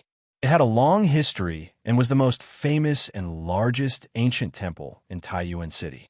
There were many senior monks in the temple, and the incense was flourishing. Moreover, there were many believers among the common people. When Li Yuan was still the king of Tang in Taiyuan, he often took his wife to the Puguang Temple to offer incense. Later, old Li's family won the country, and the status of the Puguang Temple among the people was even higher. Usually, there was an endless stream of people going to the temple to offer incense. Occasionally, there would be monks from the Puguang Temple preaching to the people. Every time at this time, there would be no empty seats, like a grand event. I heard that for this Dharma assembly, the host of the Puguang Temple also invited a divine monk from India, whose Dharma name is Dunan. It is said that this divine monk not only has profound Dharma, but also can help people who are seriously ill get rid of disasters, get rid of diseases, and ward off evil spirits. What? Get rid of disasters, get rid of diseases, and ward off evil spirits? Is it really so magical? Chapter 2188. Leader Yun Xie. There are suddenly many monks outside the square, as well as people from other squares. In the hall on the first floor of Tongfu Inn, a thin man dressed in tight clothes walked in and bowed to Yun Xie, who was sitting by the bed. Many monks and people from other squares. Yun Xie frowned. He was now in a tight encirclement, and his generals Xin Yi and Sky Eagle had both fallen into the hands of the Taiyuan government. Therefore, Yun Xie was extremely sensitive at this moment. When he heard that a group of monks and people had suddenly appeared outside Jian Square, he immediately realized that something was wrong. He seemed to smell a conspiracy. He quickly stood up, looked at the subordinate in front of him, and asked in a deep voice, "Why are there so many monks for no reason? Are they sent by the government? Do they want to take back the king away from the inn?" It was no wonder that Yun Xie liked to think blindly. Their current situation was so precarious that if they were not careful, they would lose everything. As a secret agent of the Wolf Guard, it did not matter if they died, but what about their families in the grasslands? One could foresee that if they did not complete their mission and died in the Central Plains, then what awaited their families would be a very miserable fate. Therefore, Yun Xie could not be careless. "It's the monks from the Puguang Temple. I heard that there will be a Dharma assembly in the small market west of the inn in the afternoon. The people from other squares all wanted to hear the monks from the Puguang Temple preach the sutras, so they came here." The Turkic spy hurriedly replied. Obviously, he had done some work before he came back to report to Yun Xie. "The Puguang Temple is going to hold a Dharma assembly here?" Yun Xie muttered suspiciously. Then, he said with a sullen face, "No. Why would the Puguang Temple hold a Dharma assembly at this time? And it just so happened that they chose this place to hold the Dharma assembly? There must be a conspiracy behind this. Could it be that there are experts from the imperial court among the people who came to listen to the Dharma assembly. They want to use this opportunity to sneak into the inn and rescue the King of Wei. Huh, these officials are really despicable. Brother, I will bring people to chase away those stinky monks from the Puguang Temple now. Not far away, Twilight Flood Dragon heard this and immediately glared. He rolled up his sleeves angrily and was about to go out to fight. Stop! Cloud Scorpion hurriedly stopped Dusk WYRM when he heard this. Perhaps Dusk WYRM wouldn't listen to anyone else, but it was a different story if it was Cloud Scorpion. Dusk WYRM stopped moving when he heard this, and then he turned around to look at Cloud Scorpion. Cloud Scorpion frowned and said, "Get a clear understanding of the situation first. If you rush out so recklessly, you might fall into the trap of the authorities again." Most importantly, Li Tai was now in their hands. As long as they held tightly onto this trump card, no matter what the government was up to, they would be invincible. Cloud Scorpion added inwardly. Therefore, although Cloud Scorpion felt that the monks of the Puguang Temple had come here to hold a Dharma conference, he did not panic because they still had a trump card, a very powerful trump card. Yesterday, the government sent troops to surround all the residential areas near Tongfu Inn and strictly limited the access of the people. Now that so many people have suddenly come in, there must be a problem. Let me ask you, are there any officials among the people who enter the workshop? Tell me in detail about the situation at the gate. Cloud Scorpion glanced at Dusk WYRM and asked the Turkic spy who reported the news. Chief Cloud Scorpion, among the people who entered the workshop, there were no officials or people from the Bing Province barracks. However, before those people entered the workshop, they had to register at the gate. After registration, the guards at the gate would let them in. Chapter 2189. Adjunctly, may I know why you called us here today? In the tent of the Black Armored Army, Li Zishuan sat at the head of the table. On his left and right sat Zhang Shurgei, the lieutenant of the A camp, Gao Gong, the lieutenant of the C camp, Luda, the lieutenant of the D camp, and the lieutenant of the E camp, Sun Jiping. Zhang Shurgei took the initiative to ask after seeing that almost everyone had arrived. He was the most senior here. The others might be afraid of Li Zishuan's power and favor, but he wasn't. Therefore, he could only ask.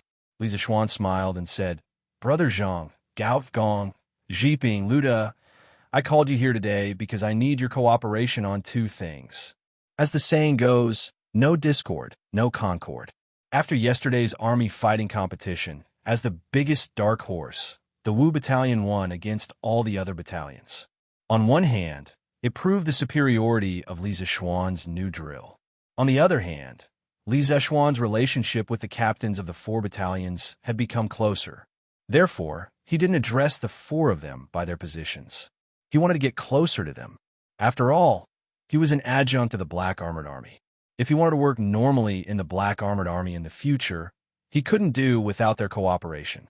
Of course, this was mainly for Zhang, Shurgei, and Luda. As for Sun Jiping and Gao Gong, they had already followed Li Zishuan's lead. What is it? As long as it's within our power, we will definitely cooperate with Adjunct Li. Zhang Shurgui's eyes flashed. After a moment of silence, he smiled and said, his mind became active as he tried to guess what Li Zishuan was talking about that they needed to cooperate with him. Could it be that it was about the competition between the E camp and the B camp in 2 days? But that was a matter between the B camp and the E camp. What could the A camp and D camp do to help?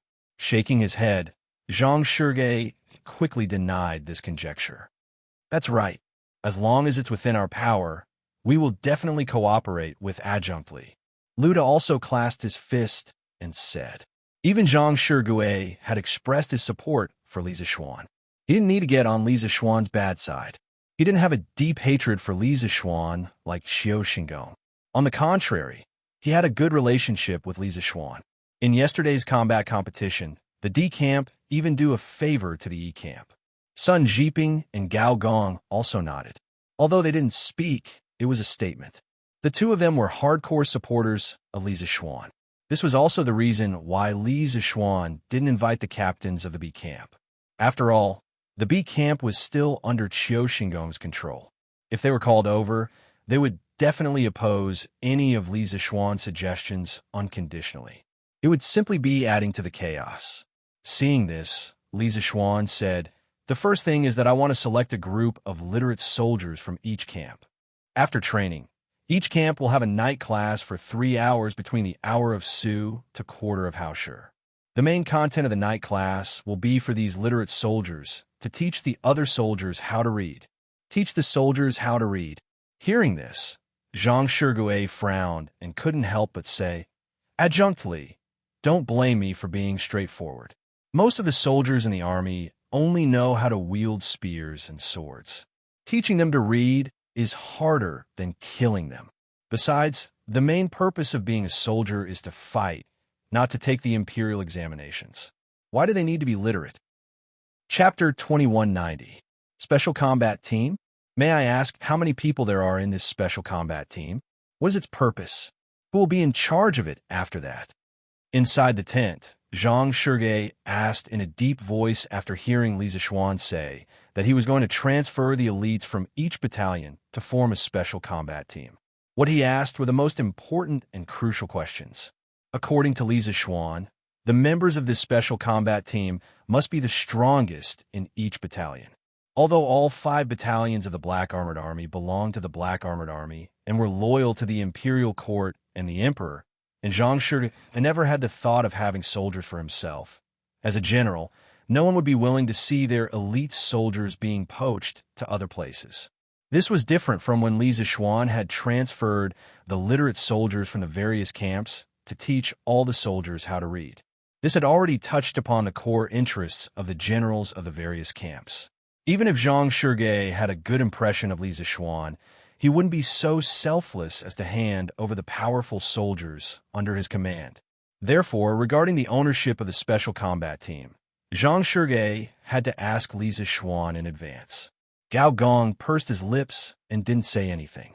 He was only the deputy general of the 3rd Battalion, and the current lieutenant of the 3rd Battalion was Li Zixuan.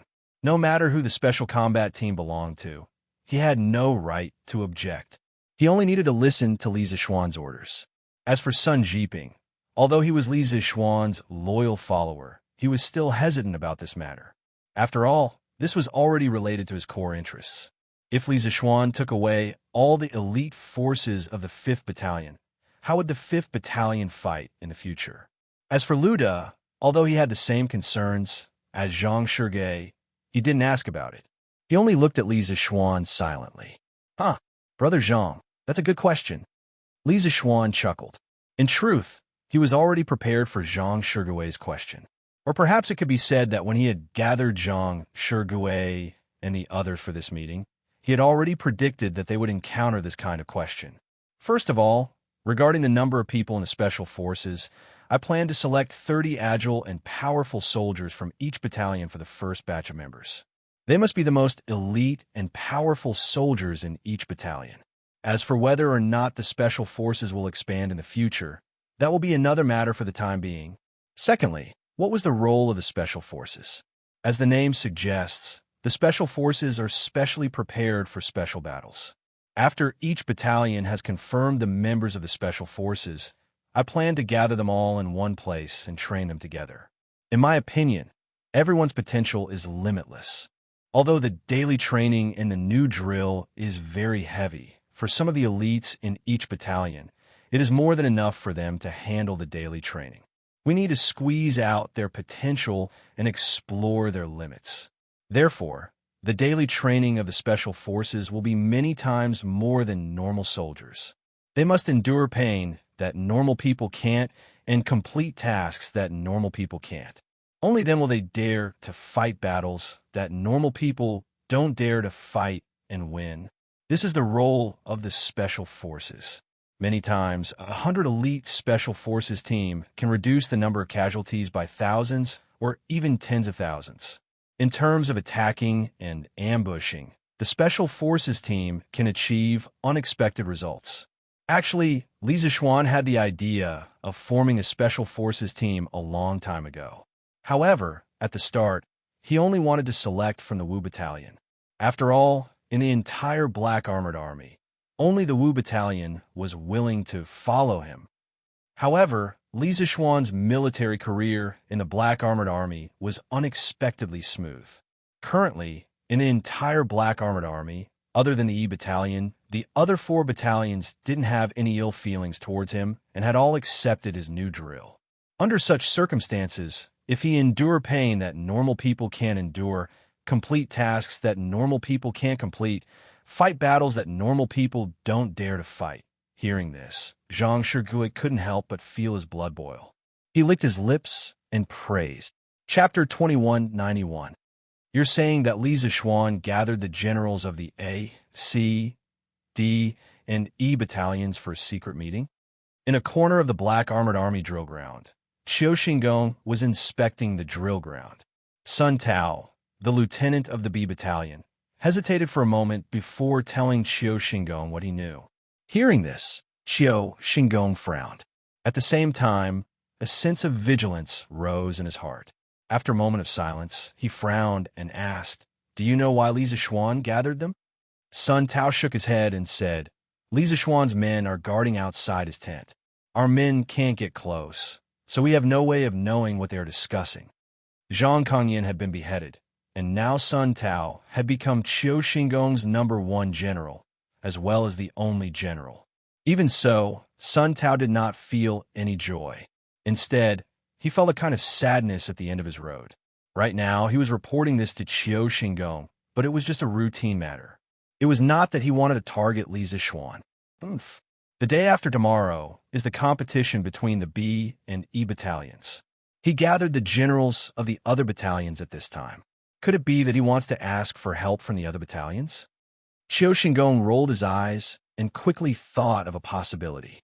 The more he thought about it, the more he felt that his guess was close to the truth. Thus, he said to Qiu Xingong, "Send more men to watch over the E battalion. If you discover any experts from the other battalions sneaking into the E battalion, report to me immediately." From Qiu Xingong's point of view, Li Zixuan's sudden abnormal action on the eve of the final battle was definitely to cheat in the competition with the B battalion. As for the method of cheating, it was very simple. It was to ask for help from the A battalion, C battalion, and D battalion. The Black Armored Army had 1,000 men in each battalion. Among these 1,000 men, it wasn't that eye-catching to have a dozen experts mixed in. However, in the competition, it was very likely that the addition of these 10 experts could change the outcome of the battle. Li Zixuan is an upright person. He wouldn't use such a despicable method, right? Furthermore, during the competition, His Majesty and the officials of the court will be sitting in the celestial lantern to observe the battle. If someone from the other battalions sneaked into the E battalion, it should be easy to find out. Why would Li Kanjun take such a big risk? Hearing Qiu Xingong's guess, Sun Tao did not take it to heart. He did not believe that Li Zixuan was such a person. Qiu Xingong was instantly enraged when he heard that. What do you know? There are so many people in each battalion. If a dozen or so people from the other battalions were to sneak in, who would notice? Li Zixuan definitely did not have the confidence to win against the 2nd battalion, so he decided to take the risk out of desperation. As long as we can get hold of his weakness, our 2nd battalion will be able to win this competition without having to fight. Follow my instructions and keep an eye on the Wu battalion for the next 2 days. After Lier's warning yesterday, Qiu Xingong indeed didn't dare to secretly cause trouble for Li Zixuan anymore. This was because if Lier were to find out, he would very likely be expelled from the royal court, or even lose his life. However, Qiu Xingong thought that if he couldn't use underhanded tactics, it didn't mean that he couldn't use overt tactics. Once he found evidence that Li Zixuan had secretly asked for external help to cheat and exposed it, Li Zixuan would no longer have a foothold in the Black Armored Army. By then, even Lier wouldn't be able to say anything. Li Zixuan could only leave the Black Armored Army with his tail between his legs. However, what he didn't know was that Li Zixuan wasn't even worried that the Wu battalion would lose to the 2nd battalion. He had even completely ignored this matter and was planning for something more long-term, the Special Forces and the Signalers. On the other hand, the soldiers of the 5th Battalion didn't care about the competition the day after tomorrow. Everyone was eating and training as usual. It was as though everyone had forgotten about the competition with the 2nd Battalion the day after tomorrow. Or it could be said that they didn't care about this small matter anymore. Yes, Sun Tao clenched his teeth and wanted to say something. However, in the end, he didn't say anything. He just responded and turned to leave. He knew that even if he said something, the obstinate and self-opinionated Qiu Xingong wouldn't listen to him.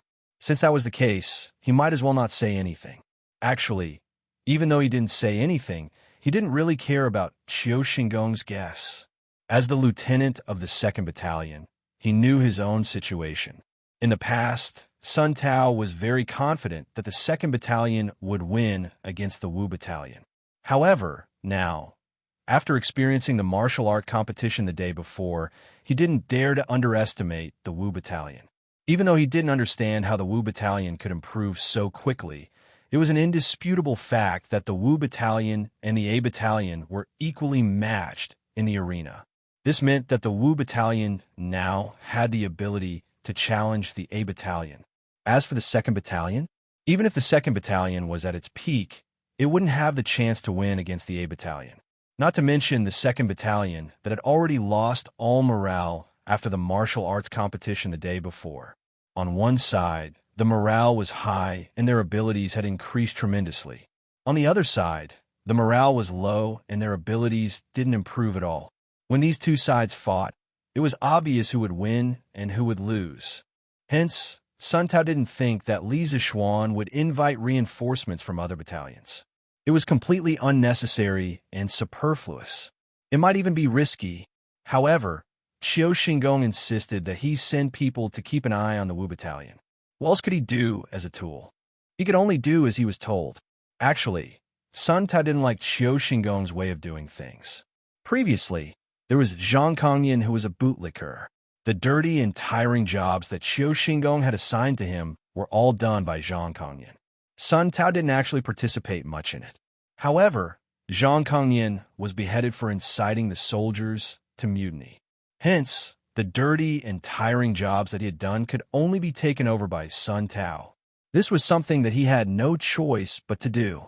Sun Tao had also thought of leaving Qiu Xingong and joining Li Zixuan or Duan Jixuan. However, Qiu Xingong was the founding general of the country and had great power. Furthermore, he was indebted to Qiu Xingong. Even if he joined Li Zixuan or Duan Jixuan, the other party wouldn't dare to accept him. Hence, he could only join Qiu Xingong for good or for ill. Cough, cough. No, it should be that he could only fall and not be honored. From Sun Tao's point of view, in the battle between Qiu Xingong and Li Zixuan, Qiu Xingong had already fallen into a disadvantageous position. There was no way he could turn the tables around. The battle between the 2nd and Wu battalions the day after tomorrow would most likely be Qiu Xingong's final battle. After this battle, Qiu Xingong would most likely have to leave the Black Armored Army for good. As for him, Qiu Xingong's little brother, he could only follow Qiu Xingong's battered ship and sink to the bottom of the sea. Little Ku, did something happen in Taiyuan? The academy, Yin Silu's office. Li Ku had thought that Yin Silu had called him back to the academy because he had something for him to do. He didn't expect Yin Silu to throw such a deep water bomb at him the moment they met. He didn't even have time to salute and greet Yin Silu. Li Ku's forehead was instantly covered in a layer of cold sweat. Li Tai had been kidnapped by a Turkic spy in Taiyuan. Not many people knew about this, and certainly no one in the academy knew about it. Although the academy had a telegraph and could contact the Yinhuang college teachers and students in Taiyuan at any time, Taiyuan had never reported this matter to the academy. Every time the academy sent a telegram to ask about the situation in Taiyuan, Iron Egg would always reply to the academy with everything is fine and everything is going well. This wasn't because they didn't trust the academy, but because Iron Egg, Mo, Chue, and the other teachers of the academy had considered the matter thoroughly. Some of the old teachers in the academy, such as Li Gang, Yin Silu, Mo Huai, and the others, were too old. Previously, when Wu Jie broke into Yinshan Mountain alone, Mr. Li Gang was so shocked that he almost died. Fortunately, Li Zixuan and Xian Qing rushed back from thousands of miles away and together with Sun Simiao, they pulled Li Gang back from the gates of hell. Although Li Gang was saved in the end, after this incident, the old teacher's health was much worse than before. This matter had become an eternal pain in the hearts of the teachers and students of the academy. So this time, something happened in Taiyuan. After several discussions, Iron Egg, Mo, Shui, and the others finally decided not to disclose the news to the academy, even when the news was passed back to the Imperial Palace. Of course, this decision was also approved by Li Zishuan. They even vaguely asked Li Er not to spread the news. In fact, there was no need for them to remind him. Li Er had no intention of spreading the news anyway, because if too many people knew about this matter, it wouldn't be of any help to the rescue of Li Tai. On the contrary, it would only attract more variables. They were worried that after the old teachers of the academy heard the news, they wouldn't be able to bear it psychologically and would have an accident. It was said that having an old teacher at home was like having a treasure, and the old teachers of the academy were all highly respected people. They were all treasures of the academy. They used their profound knowledge, noble character, and rich life experiences to nurture the students. Losing any one of them would be a great loss to the academy.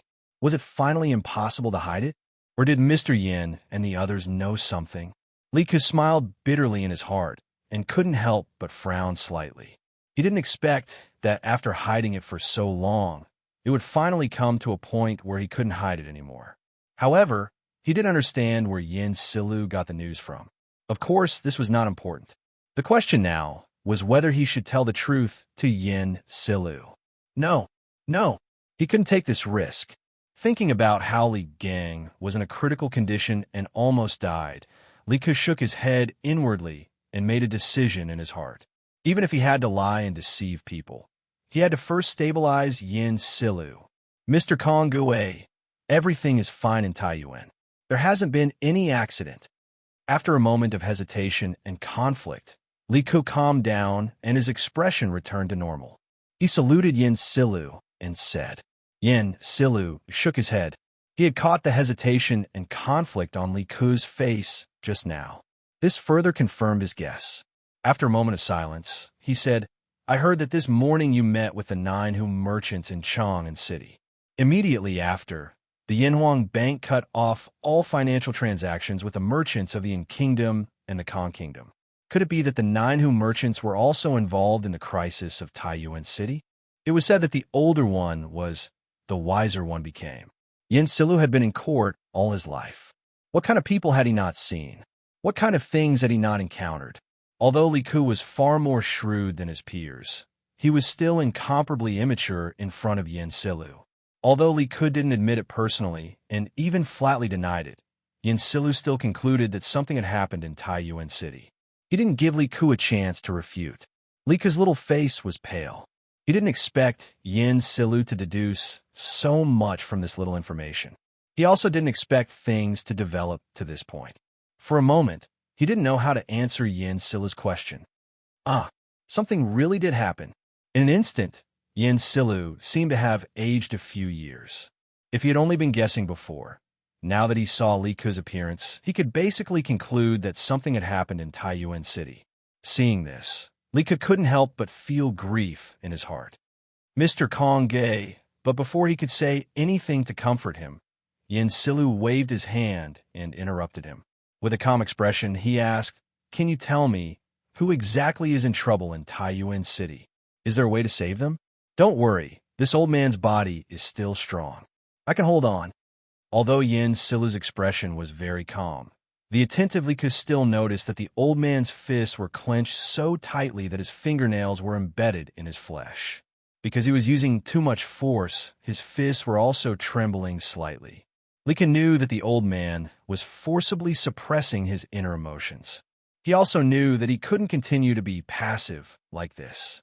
Otherwise, if the old man were to make wild guesses on his own, it would probably be even more exhausting and unbearable. Li Ke took a deep breath. His bright eyes met Yin Silu's somewhat cloudy and moist eyes. At this moment, his childish face was far more mature than his peers.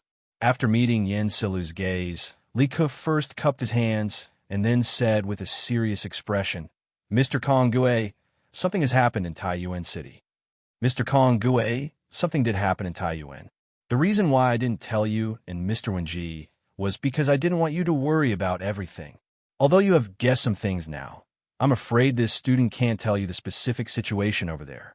However, this student can assure you that the crisis in Taiyuan City will soon be resolved. The Imperial Court and Yamacho have both taken action.